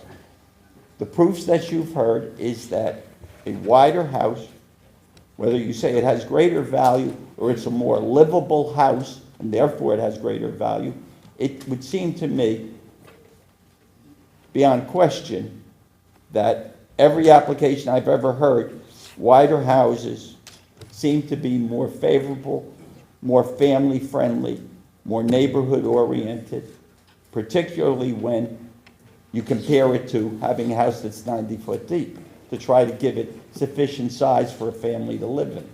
So the hardship is not allowing it to be built. The hardship about creating a 30-foot house rather than a 25-foot house is that it's a better alternative, which is the B section of the law. So what you're saying is the hardship is that it's gonna be a 25-foot house instead of 30-foot? And the hardship there is more done to the neighborhood, it seems to me, for having a more non-conforming house, number one. Number two, hardship really doesn't enter as strongly in the C2. It's a better alternative. And that's the phrase the statute Okay, uses. I understand. And you just mentioned before that there was proof brought this evening that a 25-foot White House is a hardship. And I'm sorry if I missed it, but what was the proof? No, I related, and if I confuse you, I'm sorry, but I related the 30-foot house to a 25-foot house as being a better zoning alternative under C2. The original law, as was adopted when I introduced it, didn't have the C2. The only reason to get there was a hardship. The C2 was added later on as a better alternative because it allowed a zoning board and an applicant to be more creative. When was the lot in these dimensions created? When were these lots created? Yes, in these dimensions. That would have to, when was the subdivision created? My guess is, Yep. Most of those lots were created in the 1920s. yeah, they were newspaper lots. What was the zoning then?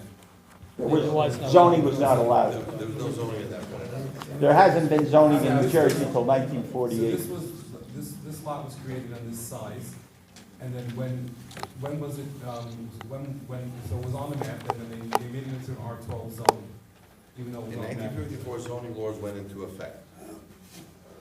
When they made it, They changed. when they made this zone into an R12, when they made this area into an R12, they applied it to the existing lots over here. Yes.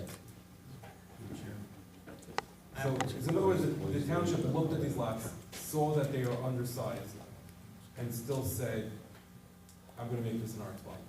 Well, that's assuming that the township looked at these particular lots. The township looks at big pieces, and they put this zoning in. The R12 has been here since 1979, when I first started working in Lakewood. And this area, which includes Hearthstone and the townhouses and the single-family development in Hearthstone, has been R12 since that time. So the township looked at this in the master plan in 2007. That's the last time this was looked at. And it was looked at by the planning board, which is in charge of the master plan, and the planning board held public hearings, and this particular area was shown in that master plan, and the master plan, which was adopted by the planning board, recommended that this area be changed to an R75. But they never actually changed it. Well, the planning board doesn't change it. It's a process that the planning board recommends it, and that's the master plan that's in place today, and that's the master plan that we have to look at when we say, are we creating any problems, any conflict with the master plan? So part of our test is, are we creating any conflict with the master plan? And the answer there is clearly no, because this is what the master plan, and then we look at, does it hurt? You're looking at it from the other side, I understand that. Well, then we look at, does it, Plan discussion right now, which might change whatever they decided in 2007. Exactly.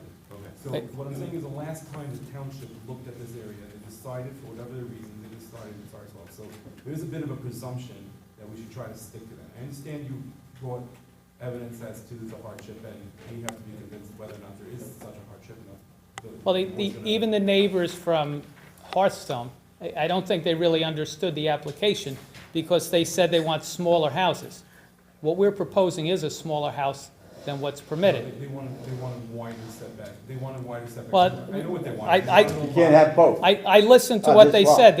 They said they want the houses farther apart, whether this is a 25 combined, and we put the 15-foot on the other side, it's not going to be farther apart than anything. They said they didn't want to reduce the open space. This isn't going to reduce the open space, it's actually going to create bigger backyards. In the backyard, they don't see, they're talking about when they drive down the street, they should see what they're gonna see. Well, and when they drive down the street and they see 25-foot wide houses that go all the way back, You don't see it going all the way back. well, if you have 25 feet in between the houses, you are going to see it going all the way back. They indicated that they didn't want us cramming in larger houses, but this isn't cramming in a larger house. This is putting a smaller house that's a little wider. John, Mr. Chair, again. John, so your argument in the hardship in another town, I would understand it, but I didn't know the numbers, but I would say almost 50% of this town is either duplexes or townhouses, and almost every duplex or townhouse is 25 or 26 or less width. So the residents of this town obviously have been buying for years and made it very clear that they don't have an issue living in a 25-foot wide home. Would you say that more than 50% of the single-family detached housing are 25 feet? I think not. No, but it's not. And we're not building a duplex or a townhouse. We heard testimony that there was another 25-foot wide house that, whoever gave the testimony wasn't clear exactly where it is, but in that neighborhood on a single lot. But as far as a hardship goes, there are, half of this town is living in homes 25 feet or less. That's my first comment. The second comment is, well, that's my issue with the hardship, If the board wishes to leave the applicant with the alternative, building a 25-foot house as the precedent center, I think it would be a mistake, but right, that's... So you mentioned in testimony, you mentioned the word single family, like a true single family lot. I didn't hear any testimony that this house is gonna be, 2 feet from grade with no finished basement, and it'll be a true single family, like the rest of Hartstone. I mean, maybe that might change some things, but I'm assuming that this is gonna end up being a family. So that's where. We will abide by the law. If that's a single-family house, that means no basement apartment, no attic apartment, period. Put it in the resolution. Okay, I think, Drew wants to say something? Yeah, I want to address my questions to Jerry. So picking up on what Mayor Gelli was asking about the hardship, Jerry, have they proven hardship in this case? Oh, that's your call. I don't want to answer that. That's a decision that the zoning board has to make based upon the evidence you've heard. That's what you get paid. Go ahead. Okay, next question. I've heard quite a bit of talk about spot zoning tonight. Is this spot zoning? That's a decision you have to make. I mean, that all goes with the hardship. And that's what you get paid the big bucks for. I would, if I may respectfully say, it clearly isn't. Spot zoning is when the municipality zones an area so small and out of character. That's spot zoning. A variance, by its definition, can only rezone, and it doesn't rezone. It allows a variance on one particular lot. Your job is, when you grant variances, if you choose to grant them, as Jerry said, is to just affect that one lot. Spot zoning, by definition, includes a township approval, so to speak, in terms of zoning an area. Right. So, Okay. I think this, Just a comment.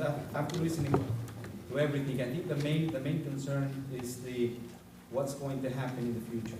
At this point in time, in my opinion, I think one side that leads to the township, to leave that at 10 feet, I have no problem, as long as the other side gives us 12.5 feet.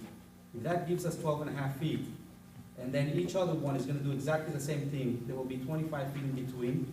I'd much rather have the A3, and not just such a long house. What's gonna end up happening, if by right they end up doing it, they might do it, they might not do it, but if they do it, it's much worse for everybody. The plan A3 looks definitely much better, the house is too wide. So let's take away 2.5 feet only to the side that is not going to be the township. If everybody else does the same thing, we're still in good shape, because every house in between will have 25 feet, and that's it.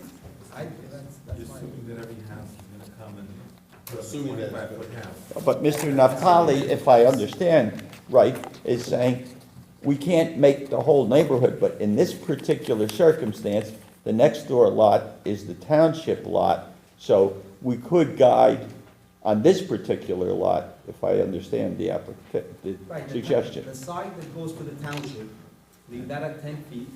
The next one over, that is a residential one, is 12.5 feet, which means you're only losing 2.5 feet from your house, but then at the same. So what's the total width of the house now? Total width is 27.5. Instead of 30, you have 27.5, but you're giving the neighbors each one space in between all the houses, even if this is gonna set a precedent for the future.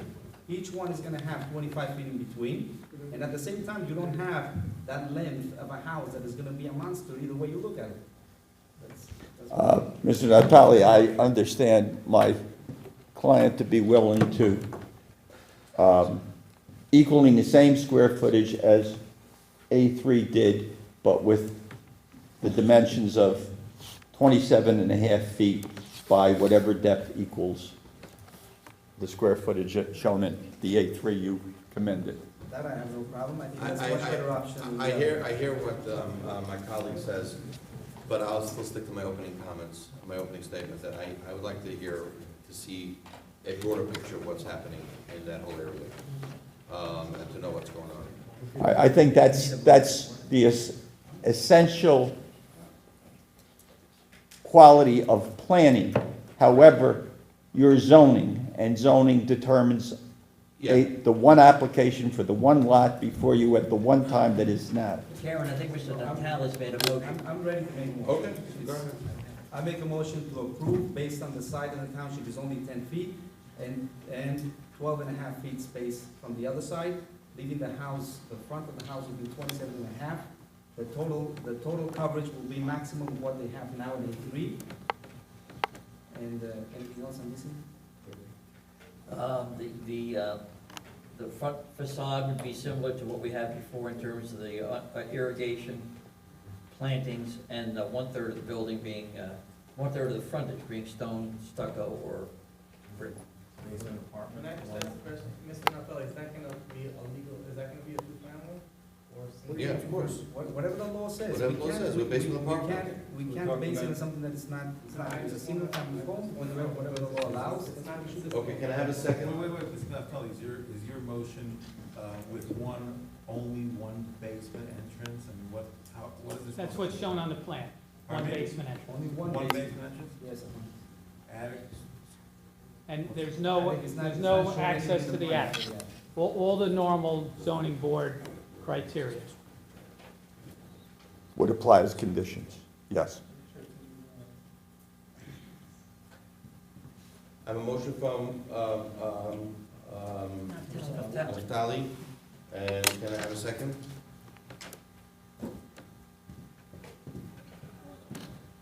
Okay, I don't see a second. Motion dies for lack of a second. Andrew Jackson said, "One man with courage is a majority." Okay, so Unfortunately, they don't add the votes up that way. We don't believe in him. So can I have another motion? I'll move to deny the application. Okay, I have a motion to deny from Morty Gross. Can I have a second to that one? I'll second. Second from Mayor Mr. Gelli. Chairman, before you hear the votes, I would ask that members give the factual basis for their vote, so the attorney. You don't have to do that, in my opinion. Okay, I think you heard it from all of us. Okay, Madam Secretary, roll call, please. That'll be in the resolution. Mr. Gillis. Yes. Means yes to deny. Yes to deny. Mr. Naftali. No. Mr. Ribbiat. Yes. Mr. Ingber. Yes. Mr. Gross. Yes. Mr. Gonzalez. Yes. Mr. Halberstam. Yes, motion denied. Okay. Thank you. Good night.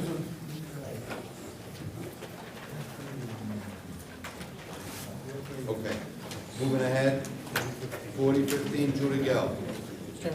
If I can just find out. Before we continue, I just want to make a quick announcement.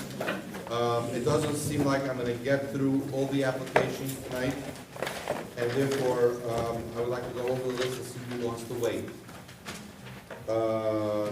After Judy Gelb's application, we're gonna take 4019, because that was a carryover from last month, and then we're gonna go to 4017, Harold Kaufman. So having said that, I have Judy Gelb going forward now. Jody, I'm sorry, Jody Gelb going forward now. So from the bottom, Zirkon Kaya, do they wanna wait? Mr. Weitzner left, he couldn't stay any longer.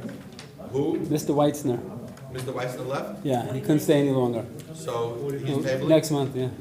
Is he here to table it, or anyone? He's not here. Anyone here on his behalf to table it? Yes. Okay, so Mr. Weissner wants to table it? Yes. Okay, so Mr. Weissner's gonna table Can we carry to May 1st? May 1st? Yes.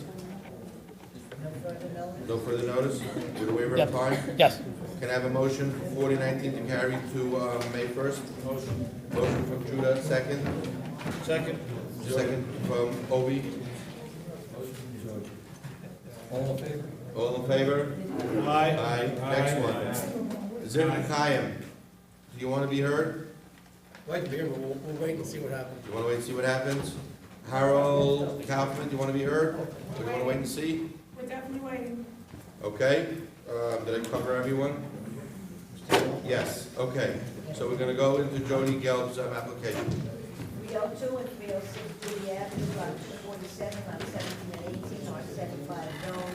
Use variance for two duplexes on undersized lots. Guys, give me a second. Ready? From every vote, February 15th, 2017. Site is situated within the R75 single-family residential zone. Two-family and duplexes are permitted provided that newly created lots have a minimum size of 10,000 square feet and have a minimum lot width of 60 feet.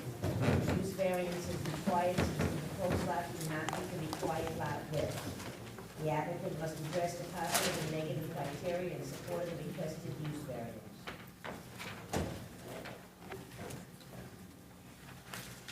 Joe, will you raise your right hand? Do you swear or affirm to tell the whole truth, so help you God? I do. Could you give us your full name, please? Joseph Kashuba, KBA Engineering Services, Manasquan, New Jersey, licensed professional engineer, professional planner in New Jersey, testified before many boards, including this one. Yes, sir. Yeah, Thank you. go ahead. The site in question is a 22,207 square foot property in the R75 zone, has frontage on Dewey Avenue. It's surrounded by numerous other residential uses, specifically duplexes on Barron Court to our north, duplexes on Cottage Place to our west behind us, single family to the south, and duplexes across the street. We're proposing two duplex buildings, 4 units. Our proposed layout complies with the lot area. In fact, we are oversized. 10,000 square feet is required. We have 10,500 and change on one lot and 11,680 square feet on the other lot. So we're complying with the lot area. We comply with the parking. We comply with the front and rear setbacks. The reason for we're here before you is we require a lot width variance for the lot on the southern side of the property. As you can see, the property is a odd-shaped property, narrow at the front, wider towards the rear.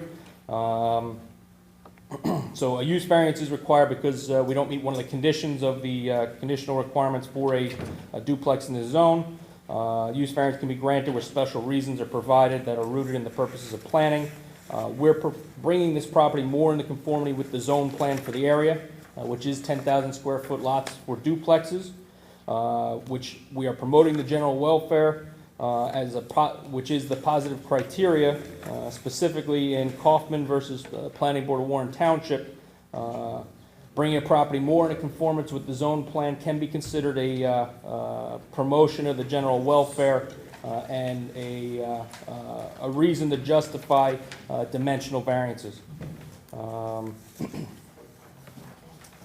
We have a hardship as well with the lot width. Hardship applies, the true hardship, C1 applies where there's an extraordinary or exceptional situation unique to a individual piece of property, and the property is, or the property is a very narrow, has topography issues, aspects of the property create the hardship. In this case, the shape of the property is our hardship. We are very narrow at the front, it's 100 feet wide at the front, 144 feet wide at the rear. Our development creates a duplex lot that is by definition 48 feet wide at the front setback. However, we are proposing to place the units further back on the property.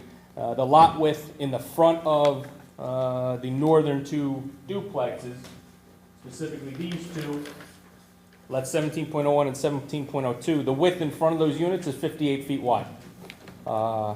We are proposing, so as a result, the development,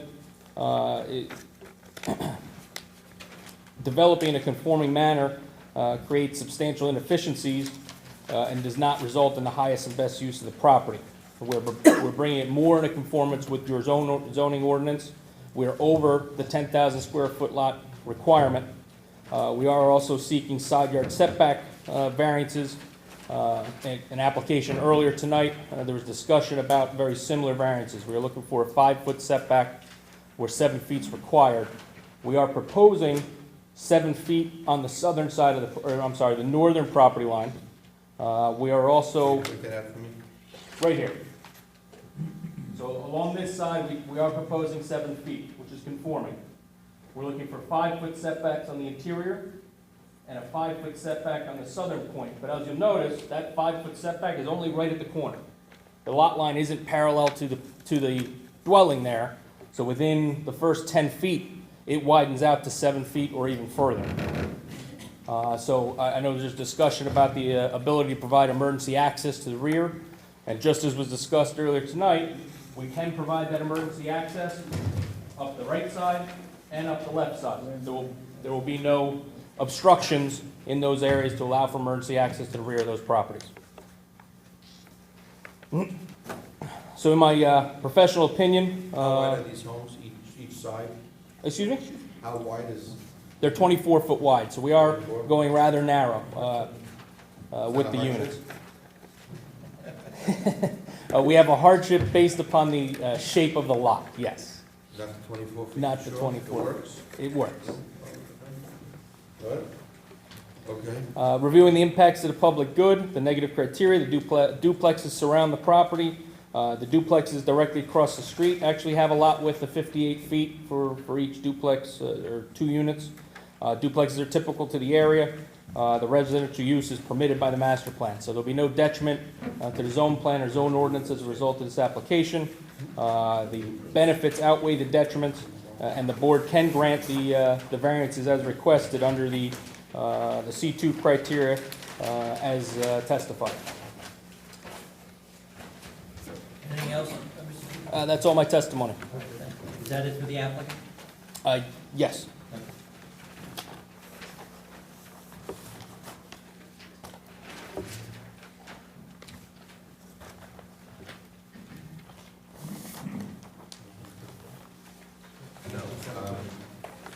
I'm going to need some help on this.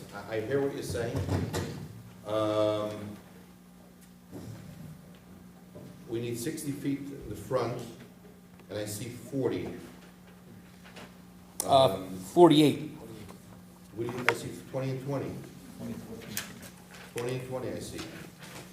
20, 20, 20, It's 29, measured at, 31. it's actually measured at the front setback, so it's measured 30 feet back from there. You're looking at frontage. Okay. The ordinance requirement is width. Yeah, which isn't measured here right at the street, it's measured back here at the setback, so it's 48 feet wide right there. Okay. And as I said, it's 58 feet. So what is it? So what is it? So what we're specifically looking for is a 48-foot wide. Give me the breakdown. Joe, is it 48 or 46? We have 46. I'm sorry, I might have it incorrect in my Give me the notes. breakdown. How do we get I to believe, 46? yes, correct, 46. It's the definition of lot width. Says I know that, so how much is the right side and how much you have on the left side? Is this down the middle, 23, 23? Correct. Give or take a couple inches. Okay, 23 this side, 23 this side, I got 29 here, 30 here, 31 here, right? Correct. Okay. How far back does it take for this to reach closer to the 30 feet? Right now, right where the building is shown on the plan, we are 58 feet. We're only 2 feet off. 58 feet where the building is shown. And as I noted, the units directly across the street are 58 feet, and those are all parallel. They were approved at 58.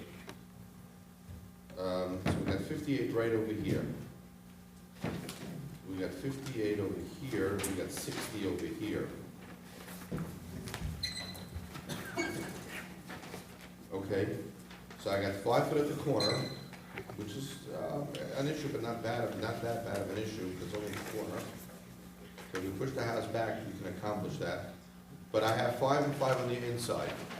Correct. What do we do with that? I heard got testimony. a double issue here. I got a 58 issue problem over here. I know it's an odd-shaped lot. Don't get me wrong. And this is, what zone is this, an R75? to R75. Townhouses are not permissible. Duplexes are permissible on 10,000 square feet. Correct. Townhouses are not. Townhouses are not, correct. Correct, that's what I said, because a townhouse would fit right in here without any of your issues. I got 5 and 5, 7, which, so I got 7 and 5 is how much? 12. Where, what I need is, I need, combined, what do I need combined? 7 and 15, right? 7 and a half. 7 and a half. Well, on the duplexes, there is no combined to it. 7 and 7, the 14. I think we went through that earlier. So that's more or less, Yeah. So what I'm struggling with. I understand, and I did hear earlier tonight, there was some discussion about that on a previous application with 5-foot setbacks. We would stipulate, just as was discussed earlier, to no fencing in between the two units to make sure you have the open space. Well, we still have 5. Well, you have 5 and 5, you have 10 between the buildings. You know, put an air conditioner or a window well, we'll get a problem. It's the same. Yeah, it's the same. It's the same issue, back to the same issue. The air conditioning can go in the rear. I see your problem, but I'm telling you what I'm struggling with. Mm-hmm. And then I have only 40 feet for a driveway to get in, and then it's gonna have to somehow spread out to get to your cars and to get whatever you have to get to. So it's gonna be like 2 driveways or one big depressed curb right at the curb to get onto the property. Correct, So- which is no different than any of the other lots So- next door. These are my issues, and I'm gonna revert to my fellow board members to help me out. Certainly. And discuss it and see where we go from here. You have a trash receptacle built out over there, and according to the plan, it says they're 3 feet each, so that's gonna leave you a total of 4 feet in between. Correct, we show those there at this point, but we have architectural plans that have been submitted, they don't show the trash enclosure, but I believe the intent is to actually bring those trash enclosures in front, rather than place them on the side, because there'll be the, anticipated window wells. In front of the Trash enclosure at the front of the house, is that what you said? In an enclosure, in a fenced enclosure in front of the stairway. So in front of the stairwell, it'll be in front of the stairwell. Correct. So the stairs to the basement will be behind the trash enclosure. That's correct.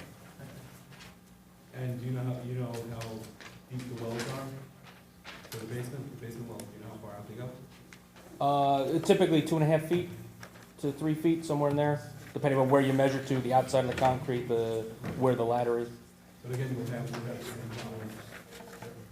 will have You'll have a 4-foot area between those two units to access the rear.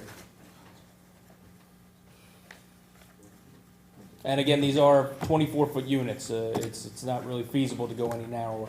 Where are the HVAC units proposed? I would anticipate those to be in the rear. Do you have enough room in the rear to put, are they going to be separate zones for each floor? Are you going to have enough room to put the units? We certainly could make enough room, obviously, depending on where you place it on the property, there would be some inefficiencies, but we could place them in the rear and maintain them. At the outside lots, obviously, we could put the AC on the side, we have substantial area. It's really the middle 2 lots or the middle 2 units that have the shorter setback that we'd look to put those in the rear. Where would the where would you put the HVAC? In the 7-foot size? The What's- two side lots, he doesn't have a problem with, one of you them put one in the has- middle. Correct, 7 foot is permitted. One on the left, I know it's east to west, has a very large lot. in the back if they want, Across specifically. the 5-yard Yeah, setback. that corner, it's only No, corner one for porch. three. Yeah, but the other one, so you're talking about a minimum of at least 3 units. The plan that I'm looking at over here, It's not. maybe this is And an old then one. they're gonna cut us to 77. Gentlemen, we need one person to Whoa, talk whoa, at a you're time, right, please. you're right, you're right. I was just saying, if you're talking about a minimum of 3 more units of HVAC. Talk into the mic. I don't know if my mic is working. It is. It does, just get close to it, it does. All right, you're talking a minimum of 3 or 4 HVAC per. Typically 3, 3. correct. And where's all that gonna fit? The decks, I believe, just to address a question I think was also coming up, the decks and the architectural are shown split further apart, but if those are brought closer to the common line, there's sufficient room. An HVAC unit is only 2.5 feet by 2.5 feet typically, 30 inches square. So, Plants that use a little bigger. They need some space in between. correct, they do. Smaller. Small? So it would have to be, the decks would not be like they are in architecturals, we have about 7 feet. We could either place them in a line vertically next to the deck, or we could choose to shift the deck over and place them horizontally against the back of the building. But it's my testimony, there is sufficient room to place them. So they would have to be behind the back, that would. Yeah, but then they're gonna come back and say it doesn't fit, doesn't work well, we want them on the So side. we have to put it in the resolution. Yeah. We would have no objection to a stipulation that they can't be in the side yard on the middle two units. But what are we talking? We would have no objection to a stipulation that the AC units could not be on the side yard But my argument is back to the 5 feet that we had. on lots 1702 and 1703. That's fine. But we had the same arguments that we had before. I think we had 2 applications in a row, where 5 feet is not enough. So. I Well, correct, can't and see you- Why am I gonna go ahead against the board's wishes and say, this one we should do 5 feet? Yes, I understand the predicament you're in. And you told those applicants to come back with 5 and 7.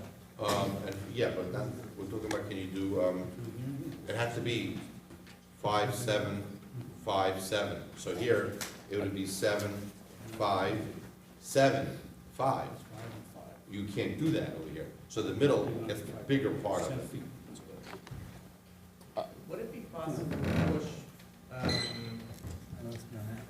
the lot to the left where it's, where it opens up? With the back, if that went back 2 feet and then went over 2 feet to the left, would that work? It's not a 45-degree angle, so you're not going to gain 2 feet for every 2, but you'd probably gain 8 inches if we went 2 feet further back. 2 feet further back and would be able to, well, can it be shifted a tiny bit, maybe? I believe, I understand what you're saying. We could gain 1 additional foot in there. What do you think of that, Mr. Chairman? The concern, Because the left lot opens up a lot as it goes back. Maybe we Yeah. can push that building 2 feet back and 1 foot to the left. So let them design, let them bring it back, let them show it to me. I don't Yeah, know. Mr. Chairman, they just have to come back with a new plan and just table this one and come back. You just said what I just said. I'm a little tired. Let them come back and show it. It's not a straight line where we say, spread it out. And even then, we said, coming back, bring it. But here, it's kind of pizza pieing it. Agreed. Would be just to make one side bigger, one side smaller, and say, okay. May 1st? all right, we agree to table it. We will go ahead and provide an amended plan with further spacing between the units. Thank you. We'll look to get the 11 feet between the units. Or 12. I don't know that geometry works for 12 without a further side setback, but we'll get as much as we can. We'll get a lot. See what you can do. Okay, thank you. Thank you. Thank you. Okay, can I have a motion to table appeal number 4015? Motion. Jody Go. Motion by Mayor Gelli, second. Second. Second, who's the second? You're the labor review. Well, The application is gonna be carried to May 1st. We're gonna revise the plans. All right, And we agree to a extension of time. thank you. Okay. Okay, Madam Secretary, roll call, please. Oh, we did? What would be the deadline to resubmit? 10 days before. 10 days prior? Before May 1st. Thank you.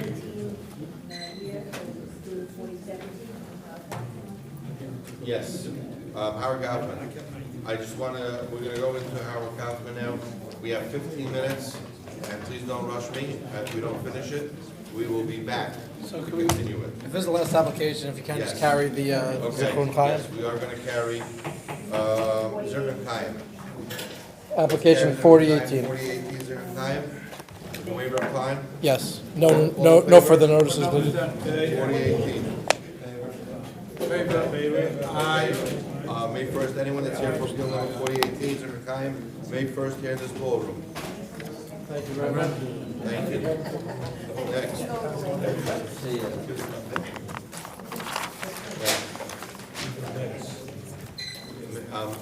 Good evening. Good evening, I'm Mr. sure it's Chairman. basically you too.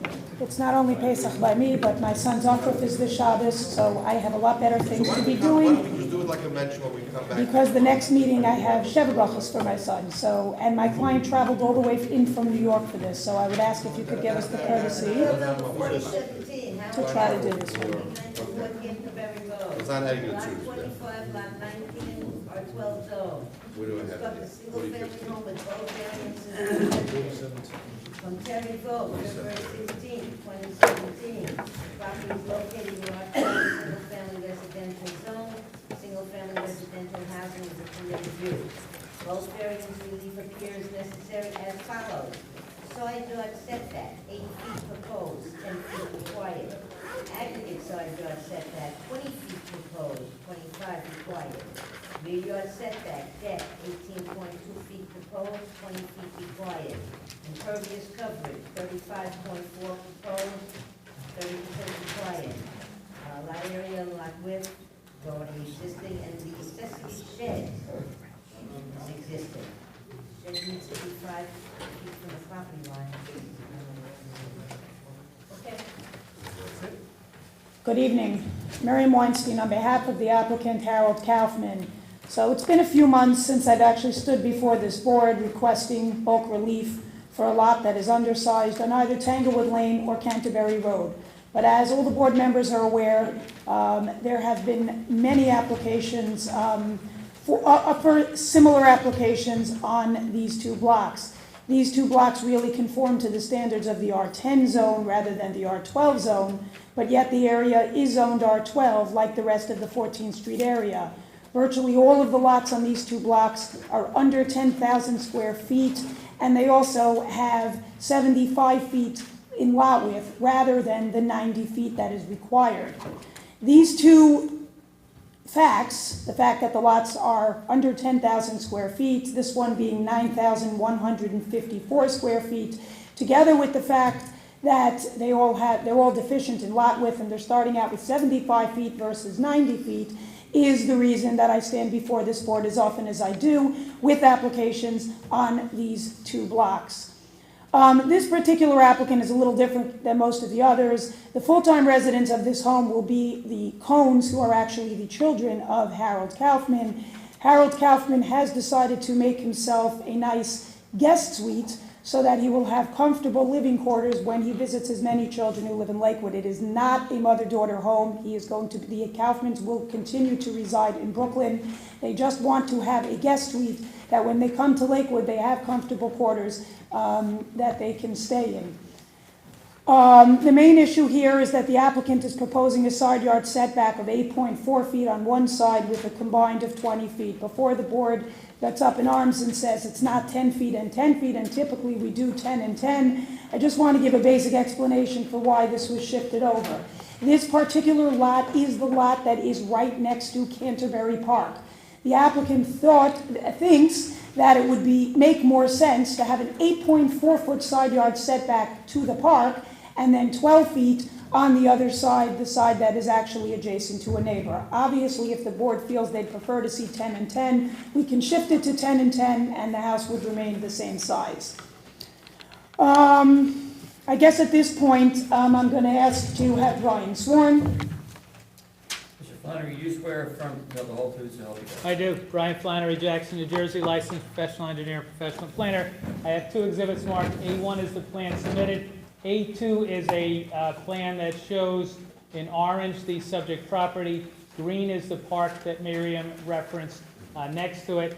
I outlined the lot lines of the lots within 200 feet, in blue being the variance lots, and in yellow, which is predominantly the block to the west, some of the conforming lots. In that area, out of 22, 16 of them conform with this size, so it's 73%. If you look on the whole block. 1 second, Brian, so you're saying that the 22 do not conform with the requirements of the R12 zone? There's 22, and 16 out of 22 do not comply. Got They're it. very similar to this lot. When you look at the entire block of Canterbury, it's even more, it's 84%.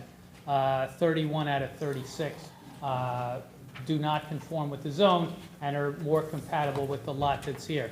The lot that's here has an existing house on it, which is located 7.9 feet from the park property line.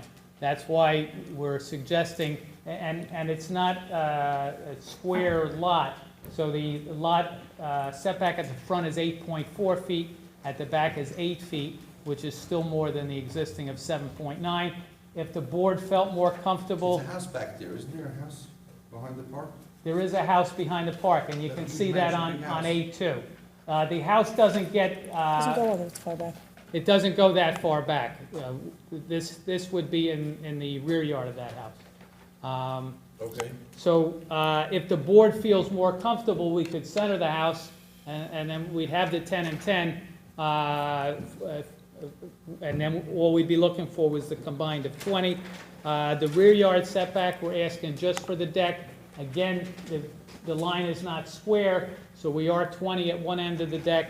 We're 18.2 at the other end, so part of it's a little over. Certainly, it's my opinion on that. It's a de minimis impact.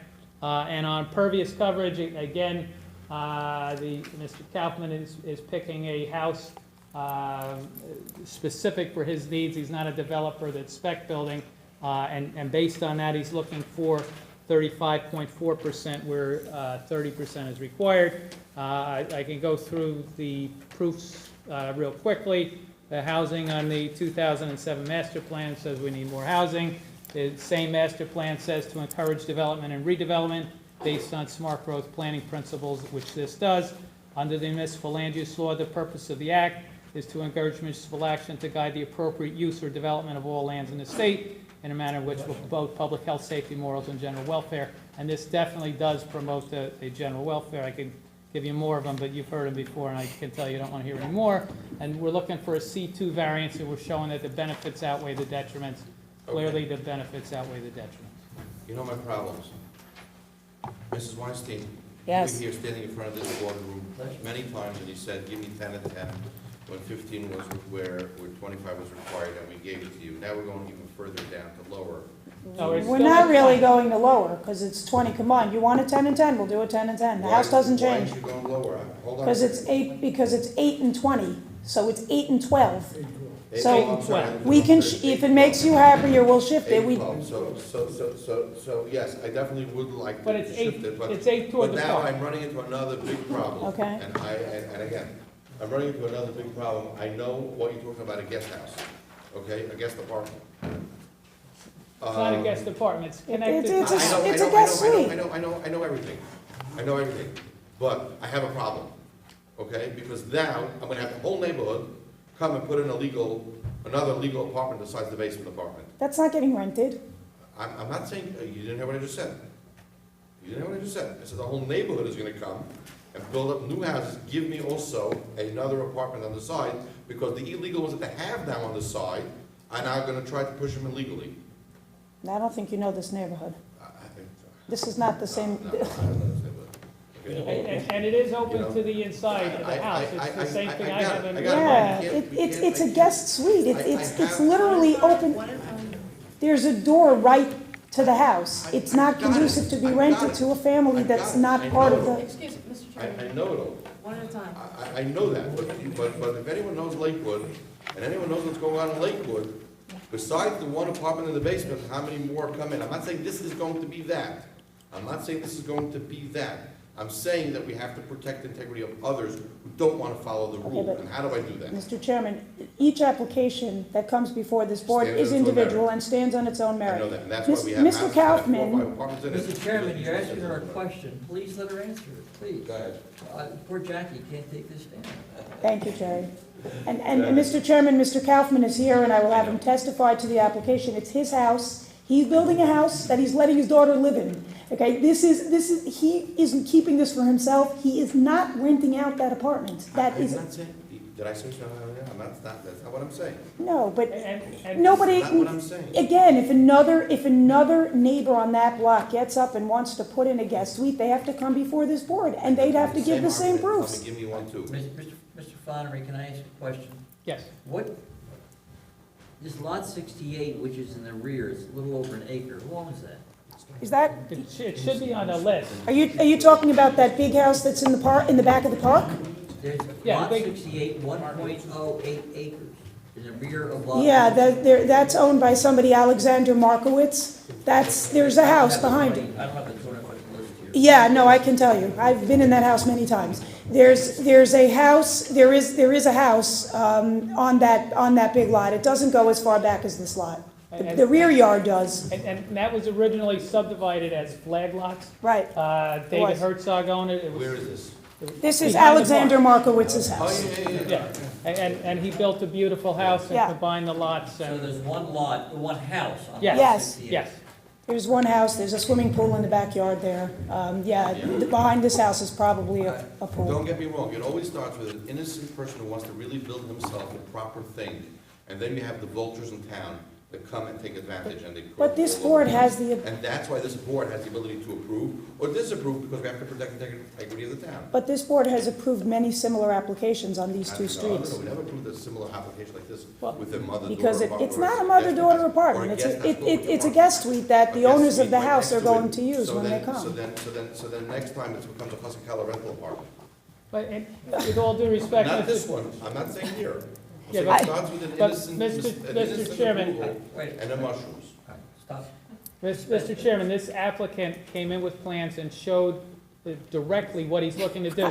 Anybody that wanted to be devious could call those all different kinds of rooms and not Exactly. show a door, and then build those walls once they're in. So, And they're doing that. well, and they're doing that, right, you're doing that, so by approving this, you're not stopping anything. Anybody that wants to do that can. No, what we're doing is we're keeping it as an illegal. But Okay, I said my piece, we're gonna go weiter. again, Mr. Chairman, if you'd like me to call the applicant for him to testify. I do want to hear from them. Okay, I know what he's excellent. going to say, but I do want to hear from my fellow board members. I'm going to revert back to my fellow board members and hear what they have to say. Go ahead. Quick question. First of all, I see there's a shed on the property. It looks like it's. An existing- on the- An existing shed that has an existing setback variance. Take it down. The applicant has asked to leave it. If the board doesn't want that, Then they'll take and they it down. act favorably, I we'll think the house is being demolished, right? Yes. Yeah. Okay. Second question is there inside steps to the basement from both the guest suite and from the house? Seems like It appears I'm looking at Yes. the plans that- that's what the plan shows. See, why is there a need from a guest suite, a weekend suite, to have basement steps? I mean, it looks to me like a family house. Because Mr. Kaufman's going to share the basement with his daughter. I understand. If my dad was nice enough to build me a house, I would certainly share the basement with him. And, you know, and I would wish that I could have the same thing. And if you want to build me a house, I couldn't mind sharing it. And I love my daughter, but I'm not building her a house. So, I mean, just looking at this, here's the concern. Here's the concern. Ryan, here's the concern.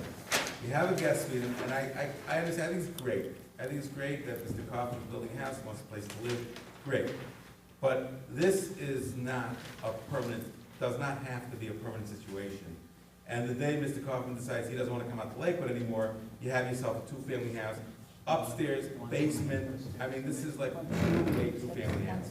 There's one little entrance, it looks like from the family room. Looks like one little door, that goes from the family room that connects the two houses. Otherwise, that gets closed up, you got yourself a nice two-family house. They have no problem eliminating one set of the steps. There is no intention here of pulling any kind of fast one on the board. That's why we specifically are telling the board that there is this guest suite. If the board wants to eliminate that second set of steps to the basement, that's fine. Mr. Chair, Yes, go ahead. my main concern is that there's two separate exterior entrances to the Spoke basement. about that. Yeah, that's what we're talking about. We spoke No, about we're that. talking about There's two exterior. Yes. total exteriors coming Should only into that. Front doors, 3 front doors. I don't know, which set of stairs do you want to the exterior, which side do you want to the basement? Brian, am I reading this correctly, that you have, By the park, right? Or the lifting zone? Yeah, there should only be one. We'll stipulate there'll only be one exterior. there's two now, right? I think so, but it seems to be a mistake. Well, I mean, let's put it this way, the homeowner is not, the homeowner does not need two exterior doors to the To the basement. basement. To go to a landing that you. all right, right now, This is, there might be three exterior, I can't figure it out. They want you to eliminate. you're not supposed to put in another property right here. What is DN? Which side, Brian? 11 o'clock. Needs is the one over Make there. a copy. Yeah. Mr. Flannery, what do you mean on these steps when it says DN 8R? What does that mean? It says 8 Dan- risers, going down 8 risers. So And you have three outside entrances to the basement, No idea. according to the architectural prepared by AFZ. now we have in the front right, left-hand corner, we have the normal outside entrance to the basement. To the left of the guest suite, there's an opening that goes into the house that can also go down to the basement. I don't see a third. Well, I see one that goes into the foyer study area and one to the left of, I'm looking at the architecturals, is that what you're looking at? Yes. Yeah. Where Are see you where it says looking at the- living room? You're looking at the Yes. first floor plan. You have to look at the In- foundation plan. In front of the living room, there are steps that go down to the basement. And how about the ones next to the study? That's an entrance, and it sounds like the board doesn't like that. But that's the second one that goes to the basement. Yes, yes. And then the third one that goes to the basement is further over next to the guest suite. In the middle. In the middle of the house. DN 7. On the side of the That's, Pesach no, kitchen that's, powder room. those are the steps going up. Where it says the end, you're standing on that landing going down. That doesn't go to the basement. That's the front steps coming into the guest suite. No, on the right side of Pesach kitchen So the powder front room. door goes into the guest suite? Yes. There are two Goes into the doors. basement? Down, No, up, there are down, two- up. there There's are one in the two basement. doors. Take a look. There's Right in one the here that center goes of the into, house. Jerry, Oh, okay, that's what it is.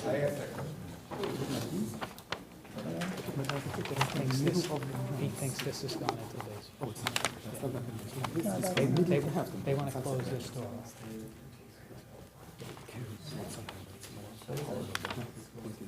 What is DN? Is DN I think you have a door. Yeah, yes. Mr. Weinstein, it's 11 o'clock, we gotta go, Jerry, up there. well, we're just about done. We gotta go. It's Jerry. Okay, we're just about done. Starting this from scratch again at the next meeting doesn't make that much sense, I don't think. So,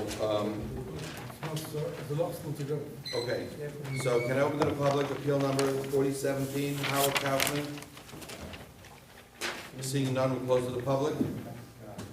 Fellow board members, can we have a motion?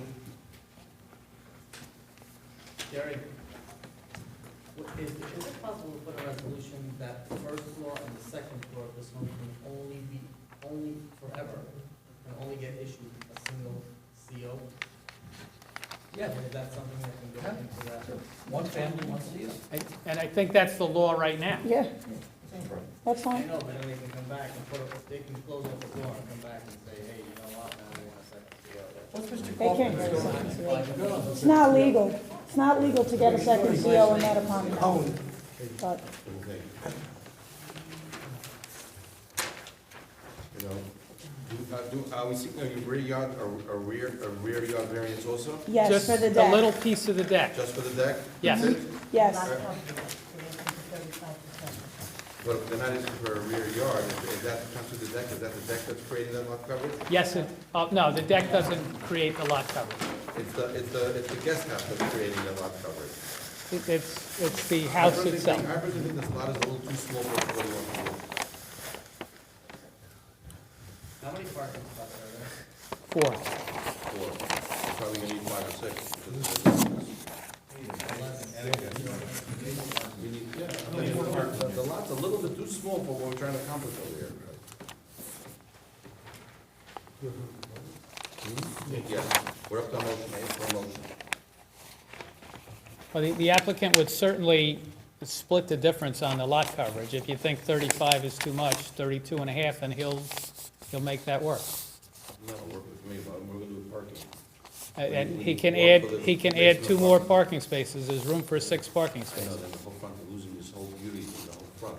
No, Garden, it's we're a, not spending all this money for- It doesn't need It's a- 6 parking. And have 6 It's parking a, spots. it's I think it's a, 5. it's a 75-foot wide lot. There's, if you, and there will be, a majority of the front would be gas. You know, it's hanging around holes. I'm up to a motion.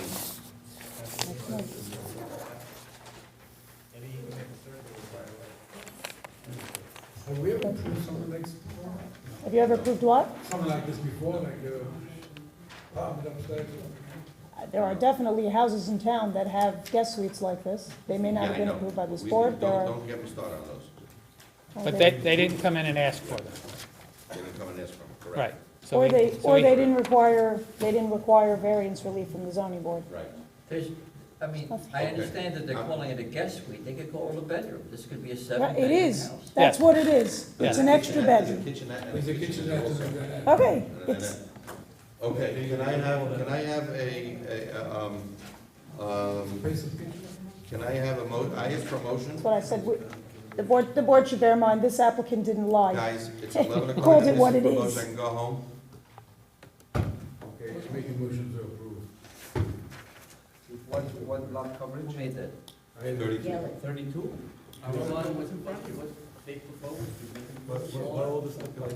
Yeah, let's go through them one by one. Maybe needs to go to sleep. If I understand the motion, it would be 32% coverage? 32 and a half is what we asked 32 for, and a splitting the half. difference. You would, the normal requirements in terms of the facade would be. Yes. Yes, 1/3 The stone, length stucco, or brick, yes. And one basement? Only one. One Yeah. exterior entrance. One exterior One. base. Mhm. Take one, which one? The one to the left of the The unit. main part of the house. Yes. Close to the park, on the side of the park. And there was discussion, be it 10 and 10 or 8 and 12? 10 and 10. And how many parking? I think we're better off with the 8 next to the park. What do you? Why should we want to be away from the park? No, there's merit, because you have one space. Have more space away from the neighbors. The neighbor's right there, so Thank you. have more between the neighbors, and you have 8 on the other side when there's a park. You have plenty of space. What do you think? I'll leave it at 12/8. Whatever. Leave it at 12/8. Jerry, you have that? Yeah. That's my I smallest did- problem. Do I have what? I'm sorry. We'll leave it at 12/8. 12 and 8? All right, and the basement steps on the inside of the house, they're gone also? Yes? We'll have to get down. No, you have to No. get. No, there's two. Gotta have one set, we gotta get there. One set of steps for the basement. Just not. One at a time. Guest suite. Put it- the guest suite, the guest are gone. Pardon me? The guest suite basement steps are gone. That's what I said. Yeah, well, there is one set of What's steps over from the 11? main I thought house. that's what I said. From the main house, there was a set going down to the basement, that's staying. From the outside. From the main house, from inside the main house. There was 2 sets that going down to the basement, there's one by the guest suite and one from inside the main house. No, hold on a second. Is the basement going to be a separate living unit, or is it gonna be part of one family? It's a one-family house, every house has steps going to the basement From inside the inside house. the house. Okay. That's very normal. But there will be, they do have the right to leave it as an apartment, if they want to rent out, put an apartment in the basement. All right. Really, they wanna use the basement in that, Okay, so we have I'm one. making a motion, I'm not talking. Yeah. We have a motion to approve with all those stipulations. 1 second, how many parking spots? At least What's in your proposal, 4? 4. And you have the street, what's the problem? I second it. How many parking spaces? 4, there's 4 on the plan. All right, let me tell you what I understand the conditions to be, all right? 32.5% lot coverage, the normal improvements to the front of the home, 1 basement step on the outside, or there will only be 1 basement step from the outside, 1 basement step from the inside. The basement steps and the guest suite are to be deleted, and they'll be 12 foot, 8 foot. Right. Okay. Okay? The shed is remaining, 2 feet? Yes, the shed Because it's very pre-existing. It's pre-existing, we're not proposing it. Thanks, Deb. Okay, so I have a motion from the mayor, I have a motion from mayor and a second from OB. Madam Secretary, roll call, please. Only in order. Mr. Gillis. Yes. Mr. Naftali. Yes. Mr. Ribbiat. Yes. Mr. Ingber. Mr. Ingber. Yes. What do you say? Ingber. Mr. Gross. Yes. Mr. Gonzalez. Yes. Mr. Halberstam. No. Hey. You done? Thank you. That's it, take care, good night, good luck. Good night, good luck. All right? We're done. Gonna motion to pay bills? Motion to pay bills, All in favor? Do we have resolutions tonight? Sorry? Do you have any 4 resolutions? resolutions. How many? 4. 4? Okay. Yes, they Another proposal to make it legal.